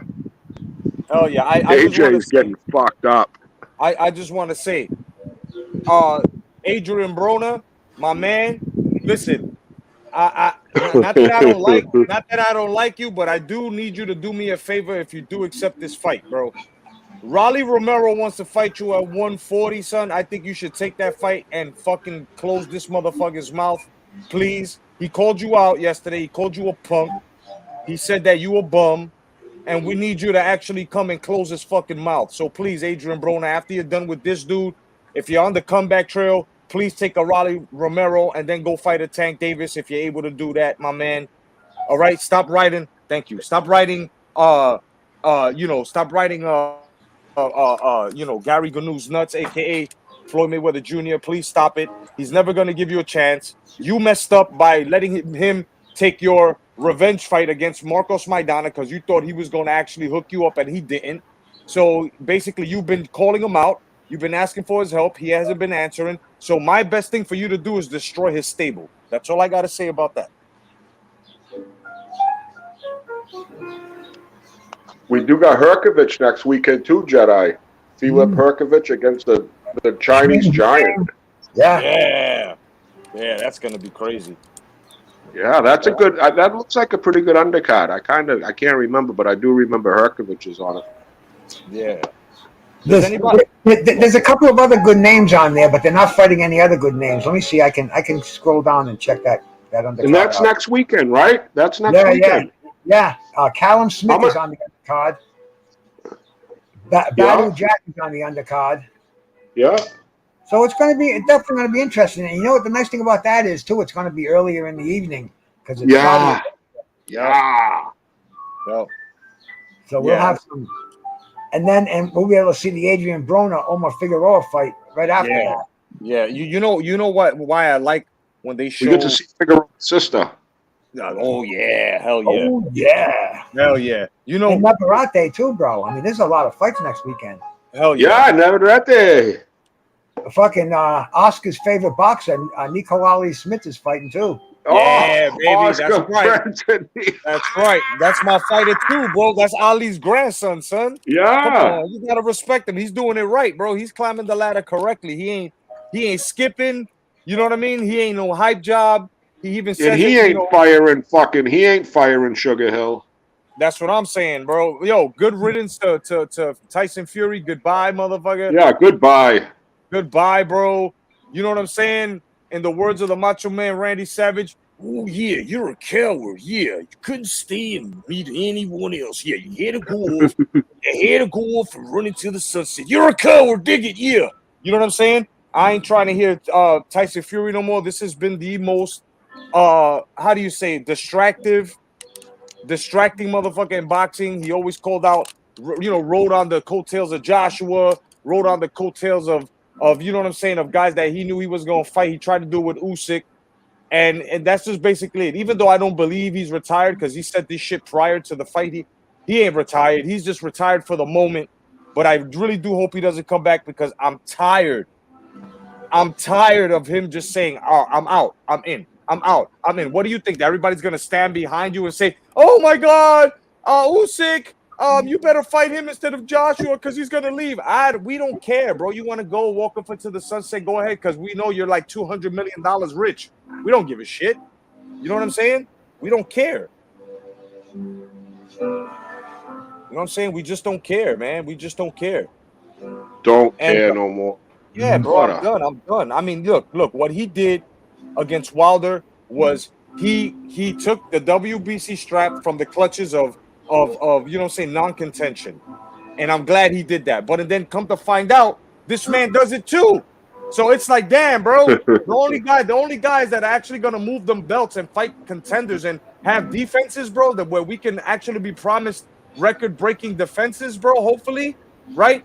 Is fucking either Usyk or Anthony Joshua if he wins. And if he does win, he would have tied up alongside of Muhammad Ali, bro, of winning that strap fucking 3 times, dog. So, you know what I mean? This match makes more sense, and I'm glad that it's happening. I got to thank Usyk for actually giving this opportunity of him trying to gain his food back. You know what I'm saying? I got to respect these two.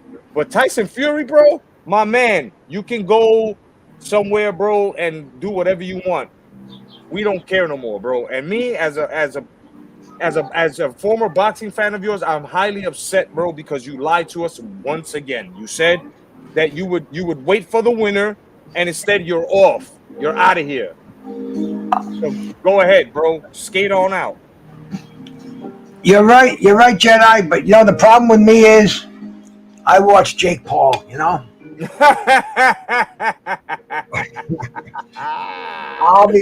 No matter what he does, I'm gonna fucking stream it, you know.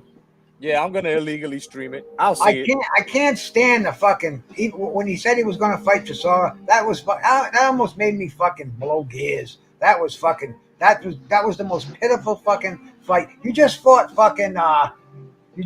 Dillian White. It's like, and we didn't even think that was worthy of you. And now you want to fight Dillian White's 2-time victim, fucking Chisora. It's like, and you're a 2-time victim on top of it. It's like, what kind of a fucking champion are you?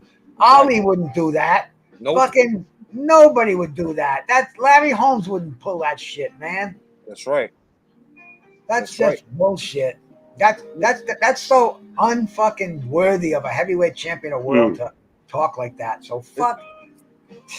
Why don't Jose Sullivan is just as much of a moron, although he's waiting a few days. Oh yeah. He's gonna give him till the 26th or something like that, you know? Yeah. Well, after that, what are you gonna do? Ring Magazine already said they're gonna recognize fucking Usyk and Joshua winner as their title. And Ring Magazine, it's nothing today. But years ago, that was probably the biggest one out of all of them, bro. That was the boxing Bible back then, bro. We respected their rankings until they put fucking Ronda Rousey in the front. That's when all the boxers said, instead of putting Holly Holmes, you know what I'm saying? They put fucking Ronda Rousey on the cover and Oscar, the fucking cokehead. Only thing he had to say was, it's good for business. It ain't good for business because obviously nobody believes in the fucking nobody believes in that. Nobody even buys the Ring Magazine anymore, bro. Did you see Oscar yesterday at the show? Did you see? He was fucked up, bro. He was coked the fuck up, bro. He was fucking rooted. He was tooted. Yeah, hell yeah. Broad he had with him, bro. That's a tranny. That's his girl. Guaranteed. That's his girl. That's a tranny. Her tit was hanging out of her fucking nothing under there besides a fucking tit hanging out with a little bit of silk on there. I mean, it was like, Oscar, what's going on, bro? You're definitely fucking rootin' tootin'. Man was hanging out. The sweats going. He was fucked up. You could just. He was geeked out. He was geeking. Yeah. Hell yeah, he had the numb mouth and shit, man. We know coke heads, bro. When they start biting their back. Oscar, he's fucking living the life right now. He don't care who he fucks. Word up. He's been with that girl for a while. He's been with her for a while. Oh yeah. He used to be. She looks like a fucking Barbie doll or something. She looks fake. Bro, that's a tranny. That's a tranny, bro. I'm gonna say it. No, I don't think that's an attractive tranny. Candy Slim 501. Bruce, would you ever wrestle match with Oscar's girl? Yes. Yes. Even with my Jedi sees an Adam's apple. I didn't see an Adam's apple. Bro, that's a dude, bro. I didn't. No. All I saw was her hanging on Oscar's arm. I didn't even see her face because her hair was covered. But I saw her upper body, beautiful. And I said, wow. I said, Oscar's got himself a ragdoll going on there, bro. That motherfucker gonna wear fucking fishnet stockings for that bitch again, isn't he? Isn't he? This is exactly why, bro. How bizarre was that one with Oscar? He's never gonna be able to live that one down. Bro, yesterday he ain't fuck her, she fucked him. You know what I'm saying?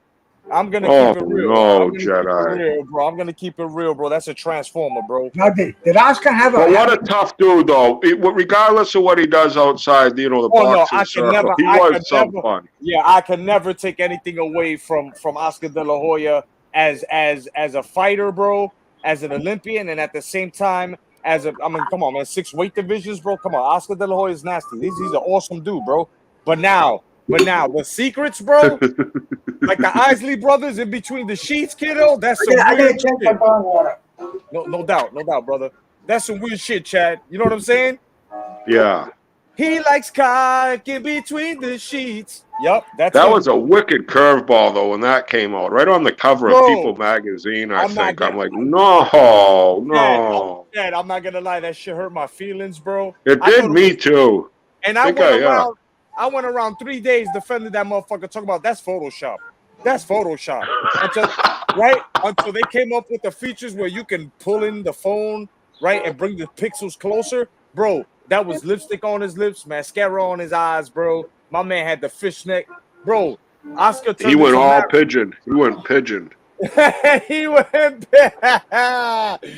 My man went Marisol, so he turned into Marisol. He thought he was fucking English for a minute. Bro, that shit hurt my heart, man. But it is what it is, man. You know, people's sexual. Oscar, you're from LA, not the UK. Oh shit! Damn, Chad, you're wild, bro. Oh shit! But those UK people, they don't mind throwing on a dress. You know, not all of them, but they just find it to be rather funny. I'm telling you, bro. There's nothing tough that Oscar could say or do to me, exactly, George, after that shit, bro. Hell no. Nothing. He fucked up. He fucked up on that one. Big time, bro. You won't even catch a nigga like me wearing briefs. It's gotta be boxers, bro. Fuck that. No, Oscar he was a specimen in the ring, bro. He put on some fucking killer performances. Oscar was, he beat. And there was big hype to him too. He had big hype fights where everybody was talking about him. He beat the shit out of Chavez. He beat the shit out of fucking Camacho. That was enough for me to say this motherfucker here is solidified. After that, bro, like Oscar De La Hoya was one to be reckoned with. Like that motherfucker, when you saw him, you already knew, bro. This kid is something else. But then when he ran from Trinidad, I thought I taught him a boxing lesson. No, motherfucker, you ran a track. No, that was kind of, yeah. He won the first half of the fight, and then he went on his fucking. Then he went on the fishnets. Then he put the fishnets on. Yeah, he went on his huffy and started biking with his fishnets, because that ain't that fun to watch. No doubt, bro. But man, like when he fought freaking Chicanito Hernandez, and and you know when he was fighting this, you know, coming up the fucking ranks, Angel Manfredi, guys like that, he was just Wilfred Manfredi. Oh yeah, natural born killer. Oh yeah, and how about bald-headed dude, right, Bruce? Baldy. Yeah. Fucking had his own little look. How about Whitaker? That fight, Whitaker, sir. Oh yeah, very good. The destruction of De La Hoya was something too. Yeah, man. Pacquiao really disassembled him. I think he did pretty good against Mayweather. I would have called that fight a draw if you really ask me. Yeah, no, you're right. You know, I was even talking to somebody and somebody involved in boxing, and they were even telling me that fight was fixed. The fight, Mayweather and De La Hoya were holding back on their punches there, you know, and I'm like, come on, get out of here. Hey, man, I'm just telling you what I heard, you know. Right. And this is, who knows? Who knows? This is the guy who laces them up for a living. Exactly. Yeah. I'm like, you know. Yeah, but you know how you could tell it's real, though? Because after that fight, these motherfuckers still have a rivalry. That's how you know it's real. Like, they really have a rivalry. Him and Mayweather do not like each other. And now that they're both promoters, they're able to make good fights. under the banner, even though they're not, but under the banner super fights in this era, and they just won't cooperate with each other because they can't stand each other. I think they got axes to grind. Like, I think Floyd's a little jealous of someone being better than him, and I think Oscar's a little jealous, maybe someone being but like, let these fucking guys go. Like, oh yeah, like I hate it when they talk about Ryan not doing shit, and then they talk. Well, they're both the same. Like, Tank and Ryan both need to get going. Like, same with Tio. All these fighters, I just can't pick on any one particular fighter, or even one particular promoter, because I see it happen. Has Boo Boo ever been fucking promoted by fucking Oscar or Floyd? You know what I mean? He's fucking 42 years old, hasn't fought nobody. Yeah, man, it's like, it's just so fucking gross, all of boxing. But my God, but I think Floyd and Oscar, they do have an axe to grind, so to speak. Not alone with each other, but I feel like a lot of times they're holding back with their fighters, maybe afraid that someone might be able to clip their fucking accomplishments. I don't know. I don't know. No, perfect, Mad Chad. You would think that because of that, fucking Oscar will have Ryan Garcia and Floyd will have Tank, and he'll say, "Oh yeah, oh yeah, yeah, let's go." Take that fucking man boy's fucking head off, and Oscar. Yeah. Say, "Oh yeah, you want it? You think so? Let's fucking absolutely. You can handle those fast hands. Get it in the fucking ring. Let them fucking both make life-changing money. Let us enjoy one of the fucking fights we want to see. How fucking simple, Mad Chad. Exactly. How simple. How fucking simple. Exactly. Like, see, this is the downfall of promoters and fighters who market themselves with that O. You know, the quote unquote the O. If you lose your O, you gotta go, right? So now what happens when Tank Davis loses his O? What happened when Ryan Garcia? You know, all of these guys who advertise their legacy, their so-called legacy they're building with me being undefeated. What happens when you become defeated? Then you're no longer marketable to your casual base, but you will always be something to us, real old school fight fans, because we know that L really means lesson for you to learn and for you to come back stronger. So it's only when they're unaccepted, when they're no longer accepted as to being the undefeated greatness, quote unquote, right? Now they want to come jump on our bandwagon where we're like, bro, you're still accepted. You're supposed to lose in boxing. You're supposed to lose. You know how many times Floyd Mayweather lost in front of our eyes, bro, which we can count 3 times. He lost in front of our. You know how many times we saw Canelo lose in front of our eyes with questionable losses, bro? But this is the problem. It's the boxing politics, and then it goes right back into that avenue with the boxing politics again. You know? But hey, I'm no one to fucking judge. I just don't like when they pull the racket on the fight fans. But if you're gonna pull it on each other, you're more than welcome to. You know what I'm saying? I just want to see the fights. Like, these guys are supposed to be fighting each other already like 3 or 4 times already. We had wars. The thing about the L's too, yeah. Like yesterday we were saying, if Tio takes another L, he's fucked. Yeah, well, see, that's the thing. He knows that. His back's against the wall. That's what a fighter does, bro. That's when you see their best. Yes, exactly. And if you get a couple of L's, and maybe you got to go on a sideline, think about that. You're not good enough. You got a couple of L's. You got to get back there and get those. You got to reevaluate big time. Yeah, but it doesn't take you a year to do that, and you don't have to fucking you don't have to put fucking shit on the back burner. And then when they talk about making these fights, Bruce, with these promoters, you know, Oscar and say Floyd, right? It's all about making money. That's the bottom line. You want to make money. But hypothetical situation, they put together the fight, and Oscar loses $5 million putting it on this big promotional thing. He loses $5 million, and Floyd loses $4 million, right? Now, how much money does Oscar De La Hoya have after he loses the $5 million, and, you know, Floyd loses $5 million? They're broke, aren't they? That puts them right out of business. Just hypothetical, if they put that fight on and they both lost money, are they broke? No, they don't even notice it's gone. It's like me losing a fucking penny. They're fucking almost billionaires. Exactly. I think Floyd might be. And Floyd's a fucking gambler, bro. He likes to bet NBA. Yeah, he loses that on a weekend. And this is the gamble. You're betting on yourself. You're betting on your. And I think it would be the biggest fight in America. Tank Davis, Ryan Garcia would blow the fucking roof off of wherever it's held, because they have the 2 more fights on YouTube because of it. Never mind the fucking fight itself. People would be wanting to get in fucking planes and go and fighting somebody in California, Yes. Baltimore, It would be against huge. Hollywood. Yeah, man. And you know what? You know what it is? Oh, as well, the promoters, it's the fighters as well. We can all agree, and I'm gonna say this: everybody in the chat, my brothers on Bruce's panel, these guys are scared of attrition. There's not one fighter right now out of the ones that we're speaking of, except for the heavyweights, that have undergone any type of fucking attrition in the ring that we've seen. All these guys are fighting people that they can just get over on. We ain't never seen the back and forth trading of the craft between two warriors. We haven't seen that in a minute. We have not. So it's like when you look at the demographics now, you've got legacy fighters by the handful, and then you've got by the fucking armful a whole bunch of guys who are just wanting to have that how do you say, the O factor? You know what I'm saying? And that's not gonna work, man. It's not gonna work. It may be working for your pockets, but if you take a good look at it, fighters with the O, you don't really have a fan base. Go ahead. I'm sorry, bro. No, I was gonna say that this. Matt, I'll let you go in a second, bro. You remember we were watching Ray Mancini the last week on your show? We were watching some fucking. I mean, this kid got his ass kicked and came back again after the Mancini. Right? Oh.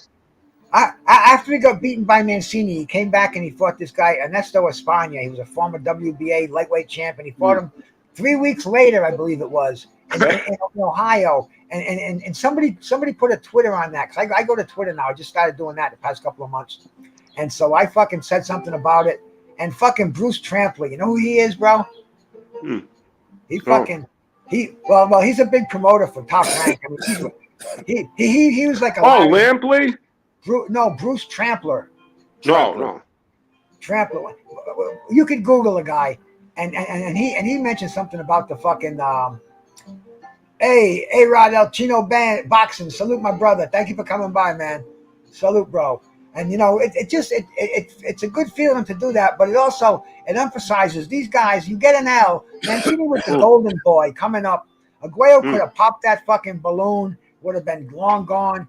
Nope, he came right back, got himself together. He got a few more L's before he stopped, but everybody today, they know the tough pitbull Boom Boom Mancini, Mad Chad and Jedi. Oh yeah, bro. Boom Boom. Oh, that's a fact. Oh yeah, man. You just don't want the Billy Collins loss, the one loss like Billy. That was the most brutal probably fight that I ever witnessed in my life. You know, that you can even, Bruce, we've talked about it, just how cheating does occur and how, life-changing, game-changing, boxing is no joke, and that's why you have a team. Like, that's why boxing ain't a solo sport. You have a team. You have part of your team go to the other locker room to make sure they're no hanky-panky. And you have a cut man, you have a water man, you have someone instructed. It's a team sport, and that's why it's just so important with boxing. I don't know what I just went on, but taking a loss, Hagler took him. You know what I mean? You take him, you come back. Carlos Mendoza just said, Roy Jones said it was the best thing that happened to him. And I think the L doesn't mean nothing, and I think Tio's a kind of example of that. And even if hypothetically he would have got another loss, that might have actually been the best thing for him. Not to that competition, but it's like a loss. Don't be afraid. You could see Tio having a kind of Ray Boom Boom Mancini type of career. Yeah, but where he could. The thing is that if he got rid of his father as a trainer and got himself a legit trainer, he would be something like we can actually say phenomenal. Because you can see the kid got skill, but now God gifted skill. His father does not have a long track record of training any type of champions or having any other champion. His dad's a fucking moron. A loudmouth fucking idiot that happens to have a fucking Michael Jordan basketball player son. Bro, you a hater, bro. You just don't know what the fuck he's doing. He's in the way. And I think I think the only way for Tio to succeed at that 140 level, sorry for Jedi, but is for him to back away from the old man. Because I think if there's any more attrition, if they do go through attrition again, I don't know if having Tio Sr., he could be a great dad and all, but as a trainer, I don't know if he's going to be able to give you the best opportunity to win.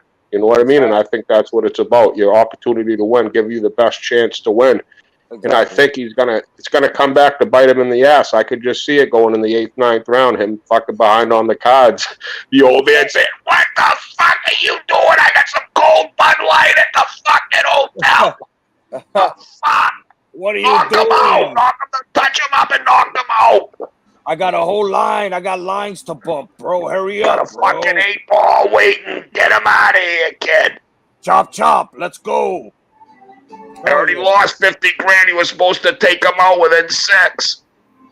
He's filling in for the role of the Hispanic Mick. The Hispanic Mickey.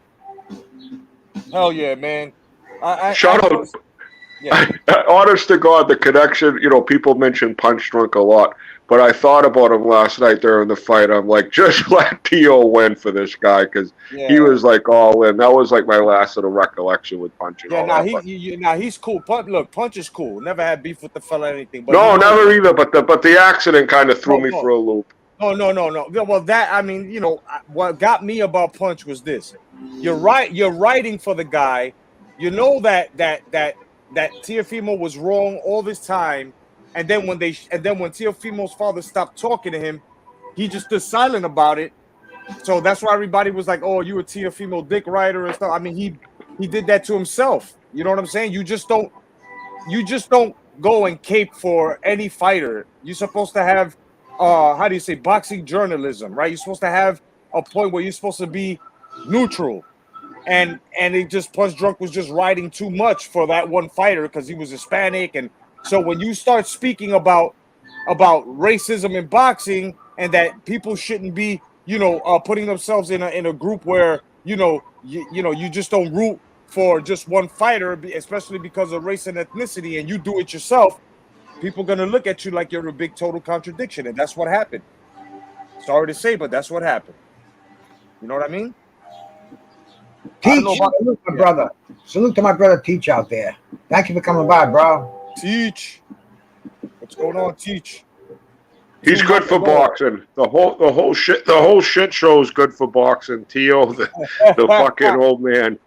It's fucking and Tio, the way he talks, he's so spastic about God, and you don't know where it is. I like Tio. I do like the kid. Yeah. I like the kid. It's just like so funny. They're very they're a train wreck almost waiting to happen, but you might see superstardom out of it. Is it gonna be a great show, or is it just gonna be a shit show? It's like you're waiting for the wheels to fall off the wagon.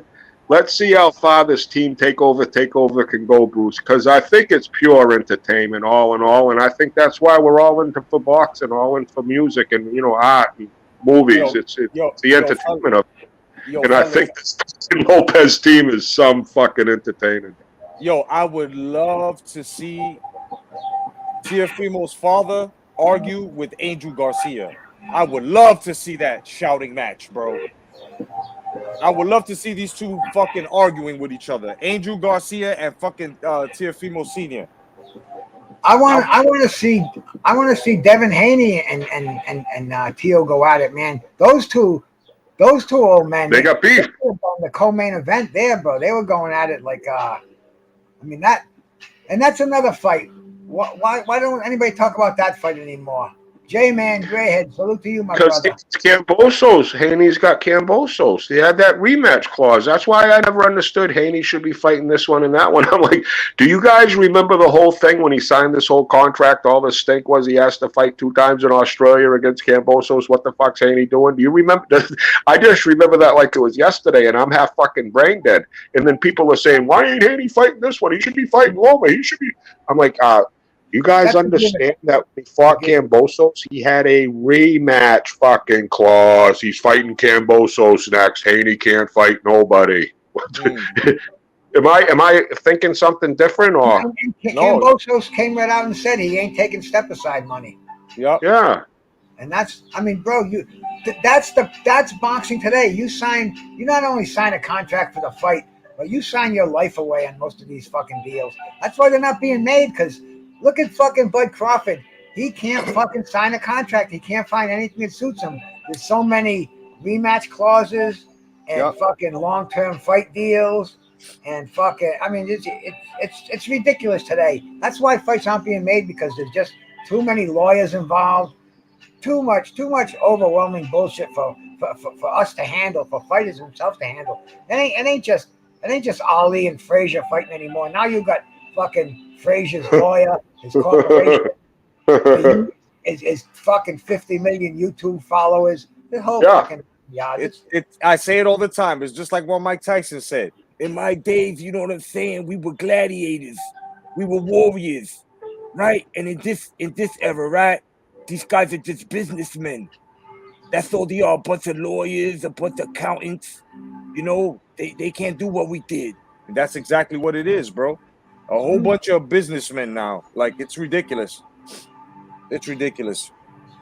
Well, this is 21st century boxing. I'm starting to understand that more and more. You know, I don't even ask why these fights aren't being made anymore because I kind of know, and it's not the fighter's fault. It's all the bullshit that has to go with it, and they can't just fight somebody else because they're contractually obliged to a certain promoter. Yeah, and the other fighters the same way.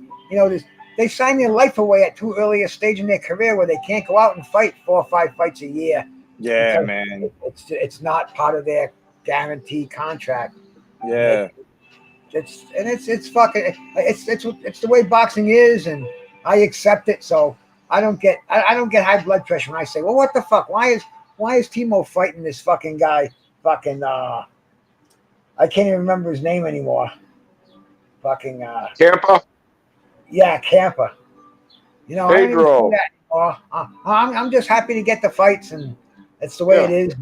Yeah, I think he got his feet wet in the division because that was his first 140 fight, right? Yeah. So he got his foot. Now, if we get another Campa,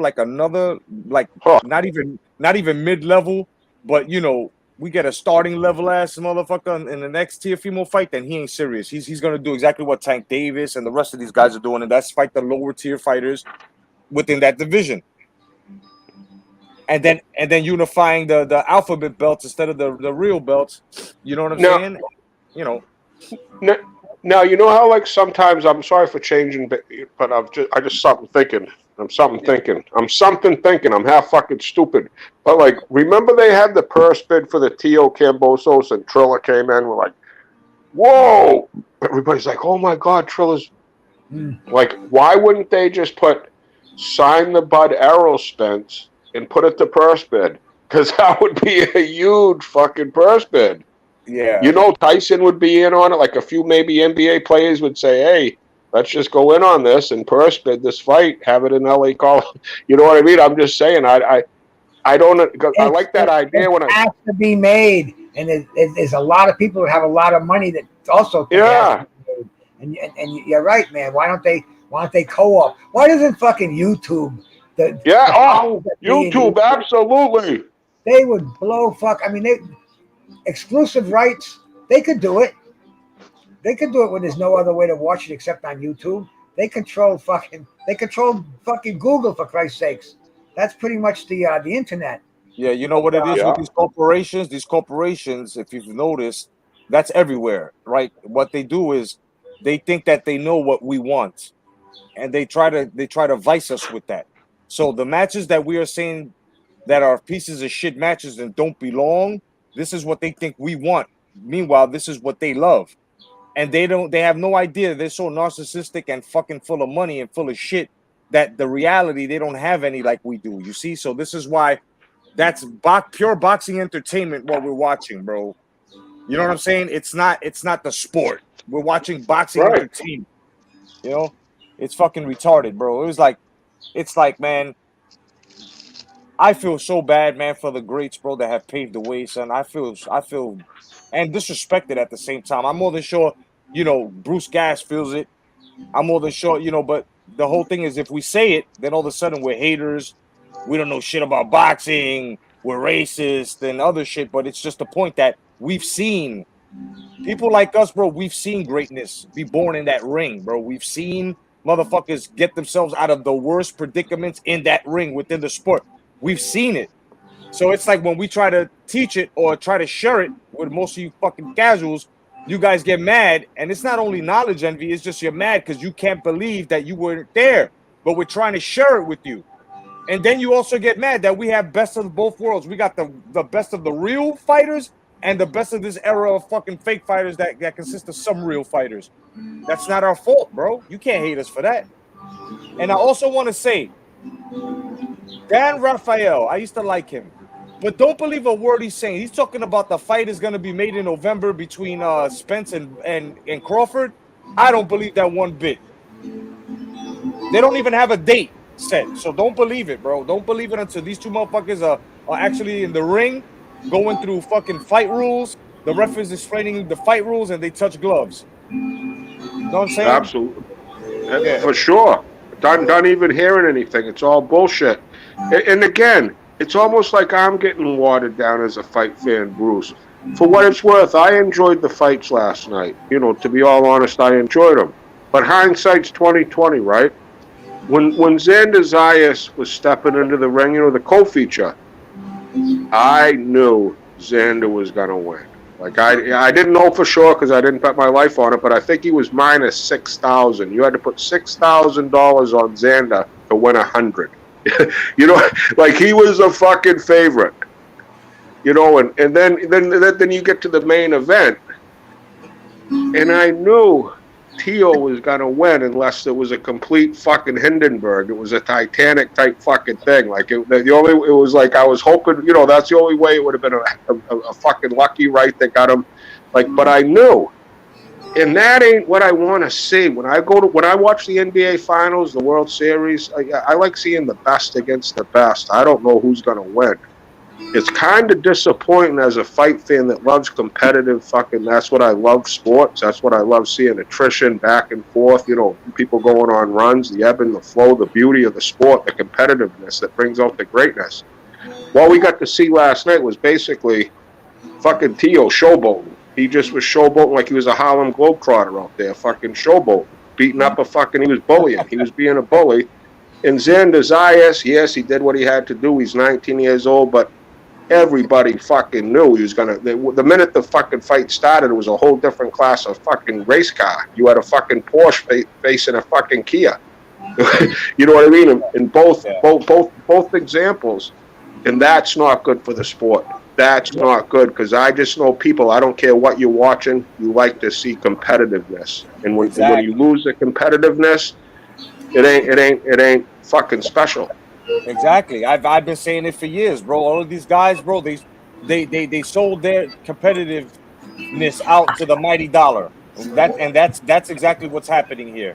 And just like I want to answer George H's question, he goes, "Why are Saudis giving Joshua Usyk $100 million when they could buy Spence Bud for less than half?" You know why? Because that $100 million is going to turn into like 500-600, maybe even more, because Joshua can sell tickets, can put asses in seats, and it's a very anticipated fight, the second bout.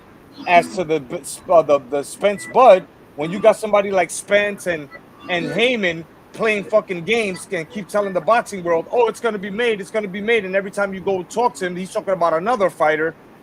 That's where, you know, the Saudis pull out and say, "I am not going to give this man any type of money to do anything. Fuck you, no." You know what I'm saying? So that's why. It's all about marketing now, bro. It sucks.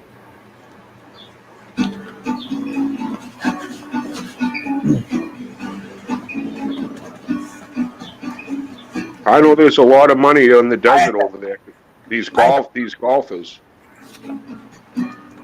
I had the eye drops in my eyes. Sorry about that, guys. No, that's fine, Bruce. I can see clearly now. The rain is gone. Oh, I'm telling you, bro. It's an inner miracle with me because just being able to see like this again is like wow. And you know, I said I had to have surgery. It was laser surgery, so there was no blade or anything. So I'm still free. I've never been invaded by the knife yet. Yeah, I need to get that LASIK surgery too for my eyes, man. Oh, yeah, bro. I need to get that shit, bro. Well, see, I didn't know I was going to see 100% anymore. I thought they were just going to take the cataract out and I'd still have to wear glasses, but no, they put a lens in there The insurance doesn't pay for the lens. You have to pay for that yourself. But I mean, like $1,500. But it's like, damn. And now I have fucking 20/20. It's like, fuck, bro. But it's You amazing. look like the Bionic Man. What's that, bro? Like the Bionic Man. You're like Steve Austin. Yeah, it's amazing how far they've come. Because I never thought, I never knew that was fucking possible to do that. You know, I've heard of laser surgery and stuff, but I thought I was beyond that. I thought I had, the fucking glaucoma and the cataract. What do you put testosterone drops in your eyes? No, actually, bro. It's just fucking Hulk eyes. One of these things is it is considered a steroid. It's fucking yeah, that's what I figured. It's prednisone, but it's anabolic. It's not anabolic. It's a fucking it is. But they say it ain't. They say it ain't. It's a cortisone. Husses like it. No. That's what Bob Baffett puts into the Kentucky Derby winners' fucking eyes before the race, Bruce. You're not fooling me. But your head's getting bigger too, Bruce. I'm just not talking about Barry Bonds and fucking Usyk. Bruce, you got to cut back on your testosterone, kid. What the fuck, bro? He's crazy. Fucking kid is getting bigger. He's getting younger. He's getting bigger. The dude's on something. Well, next thing you know, we're gonna see big furrow brows on him. Shit. Hell yeah. Yeah, fuck. Bruce Juice. That's gonna be his next fucking name. Bruce Juice. Bruce Juice. Damn, Chad, why you doing it to him like that, bro? Making me laugh. Spade, look at him. You're telling me his head hasn't got bigger? I can spot. I'm half blind. This guy looks like Barry Bonds' fucking brother. Oh shit. When I met Bruce, he was like on the Pittsburgh Pirates. Now that I know him, he's like on the Giants. Two different fucking ball players. Fucking Mark McGuire's dad, son. Mark McGuire's dad. That motherfucker Mark McGuire, bro, his shoulders were so big that one day, like when I saw him at the batting plate, son, I thought this motherfucker had football pads on, the shoulder pads. Because that motherfucker had some big fucking ham hock for shoulders, bro. Mark McGuire was one fucking roided freak, son. Even his wet Jerry curls, his Bret Hart Jerry curls were fucking dripping that fucking juice, bro. That was a big dude, bro. And Sammy Sosa changed. He ain't even the same Sosa anymore from all the shit he's done. Like he's fucking bleached his skin, didn't he? He looks like Michael Jackson. Yeah, he bleached his skin. I don't know. He said he didn't. I don't know. But Sammy, it's like, bro, these kids were abusing these steroids so much. I don't know if they're still doing it today, but 10 years ago. Oh, bro. I mean, are they mad, Chad? Your son would tell you. No, a lot of them are fucking juicing. Much of that, but I think boxers and wrestlers, weightlifters. Oh, and these were just gym rats. Guys who went out to the clubs on Friday, Saturday night. They like to have the fucking, looking juiced. Yeah. And the wrestlers of the 80s, man. Them motherfuckers. They were the biggest culprits. They were the biggest culprits. They had muscles upon muscles that weren't right. They looked like the people that you'd see right in the muscle magazines. Like they were wrestling. In every territory, not just WWF. I mean, everywhere, bro. They would. NWA, all the mother. Matter of fact, here are two candidates, bro, that did roids all their lives, bro, and they had to stop because they had fucking damage. The fucking Road Warriors. Remember how fucking jacked them motherfuckers were, boy? Pressing motherfuckers 328 over their head like nothing. And they had pecs that were joining their fucking delts that were joining their. I mean, these motherfuckers just look like muscles on muscles. Yeah, bro. See, the problem with that is you can't get that big artificially, because once you stop, you're gonna get fucking small really, really fast. Right. Yeah. And staying that big, that puts a lot of strain on your heart and on your other organs, pumping all that blood. Oh yeah. So a lot of them have passed away. Oh yeah. One of them, I don't know if they both did, but one of them did prematurely. He passed away 25 years. But I mean, ago. a lot of those big dudes, those monster people, they've passed away premature. They like you say, when you get off it, the stress, and the longer you do it, the more and more stress you put on you. Lyle Alzado claims to death that's what killed him. He was a beast before he got into it, but he was a football player back in the day. Lalo Zato, played for the Cleveland Browns and the Raiders. But he claims that steroids killed him, and he went from one of the baddest people on the planet to a little shrunk up man. He said, the whole Lalo Zato story is pretty good one to read. I've seen a lot of people, like, especially the long-term abusers. Yeah. See the thing about steroids is, I don't think you can show me one medical case where steroids were attributed to the killing of a person. They have the factors, right, like over the long term. They didn't overdose on it. No, it's the abuse. It's the abuse. It's the abuse. Like if it's just like with any other drug. You could die from aspirin. It's not so much it's like liver failure, right? And, kidney failure, fucking heart attacks, because it enlarges the heart. That's a muscle. Yes, and sir. The heart, it can't take being enlarged and being fucking made small. But if you use steroids under a doctor's supervision, even if you're an athlete, if you use them to bulk up and then you came down properly with the right hormonal fucking replacements, then you could get away with that safely. But they don't do that. No. They do especially wrestlers. There ain't no off season, man. Those guys get big for a whole fucking year. All around. I've seen it, man. I'm like, aren't you guys gonna stop? And it's like, can't stop, bro. Ain't no off season. Yep. And I'm seeing these guys 10 years later, and they're fucking small fucking men. They look like beef. They look like beef jerky. They look like beef jerky. Yep. They look all sagged out and shit like that. Their fucking pecs are now titties and shit. I mean, yeah, it happens, bro. Yo, it's to a point. Like it's not the drug itself. It's the abuse of the drug. Like if you continue to take it and take it and take it, don't give yourself a rest cycle from it. Like I understand if you use it for 2 months straight and then give yourself 6 to 7 months of a rest cycle, and continue to keep working out, of course. You know what I'm saying? But if you're gonna take it fucking 8 months out of a year, then give yourself 1 month rest and then fucking go back, and you're gonna kill yourself. Well, you have to eat like a cow too when you're on steroids. Oh man, hell yeah, bro. Yep. What, Carl Hansen is on steroids? That's the liver king. Maybe. Carl is the liver king. Well, you know what steroids? What they actually do is they synthesize protein, and they convert it into amino acids, which make your muscles bigger. Yep. And you have to take in that protein some way. That's why they sell protein powder. I mean, I take protein powder every day, but I know guys who would take fucking, they take those 50-gram drinks and drink 5 of those a day, in addition to the chicken breasts and the fucking turkey and the steaks. Yep. It's not a healthy way to live, and that's why these guys they die young, like Mad Chad is saying, 35, 40 years old, heart attacks. All fucked up, bro. Like Hulk Hogan, right? The first time he left, he had to stop because he was going through fucking kidney failure.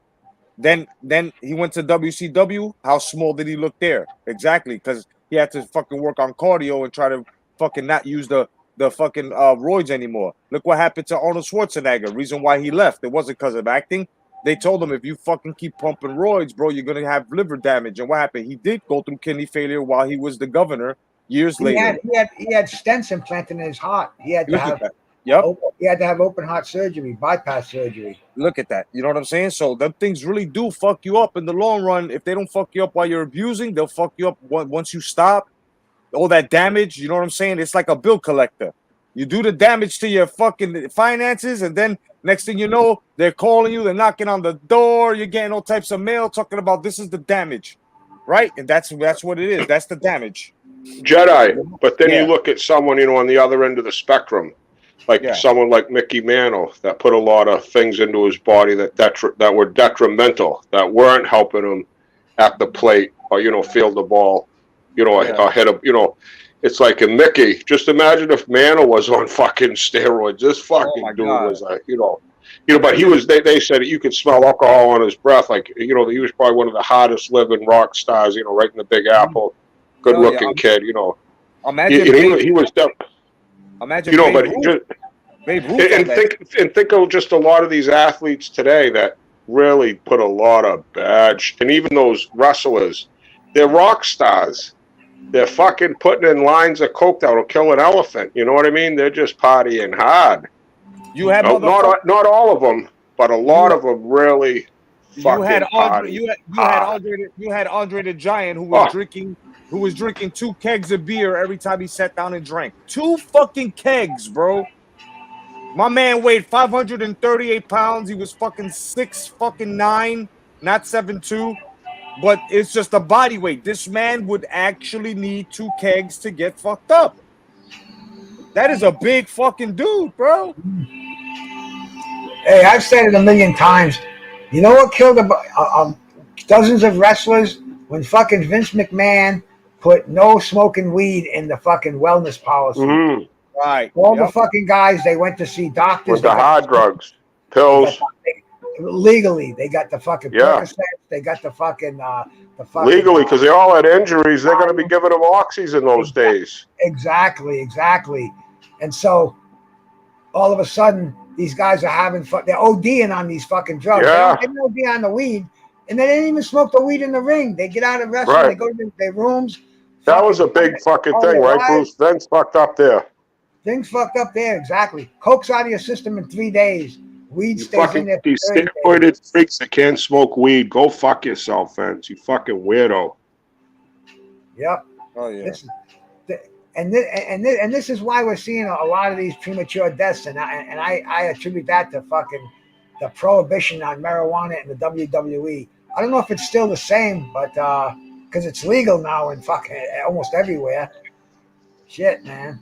But yeah, I think that's a real fucking cause of a lot of these deaths. Guys like Eddie Guerrero, he was fucking whacked on, and what about Chris Benoit?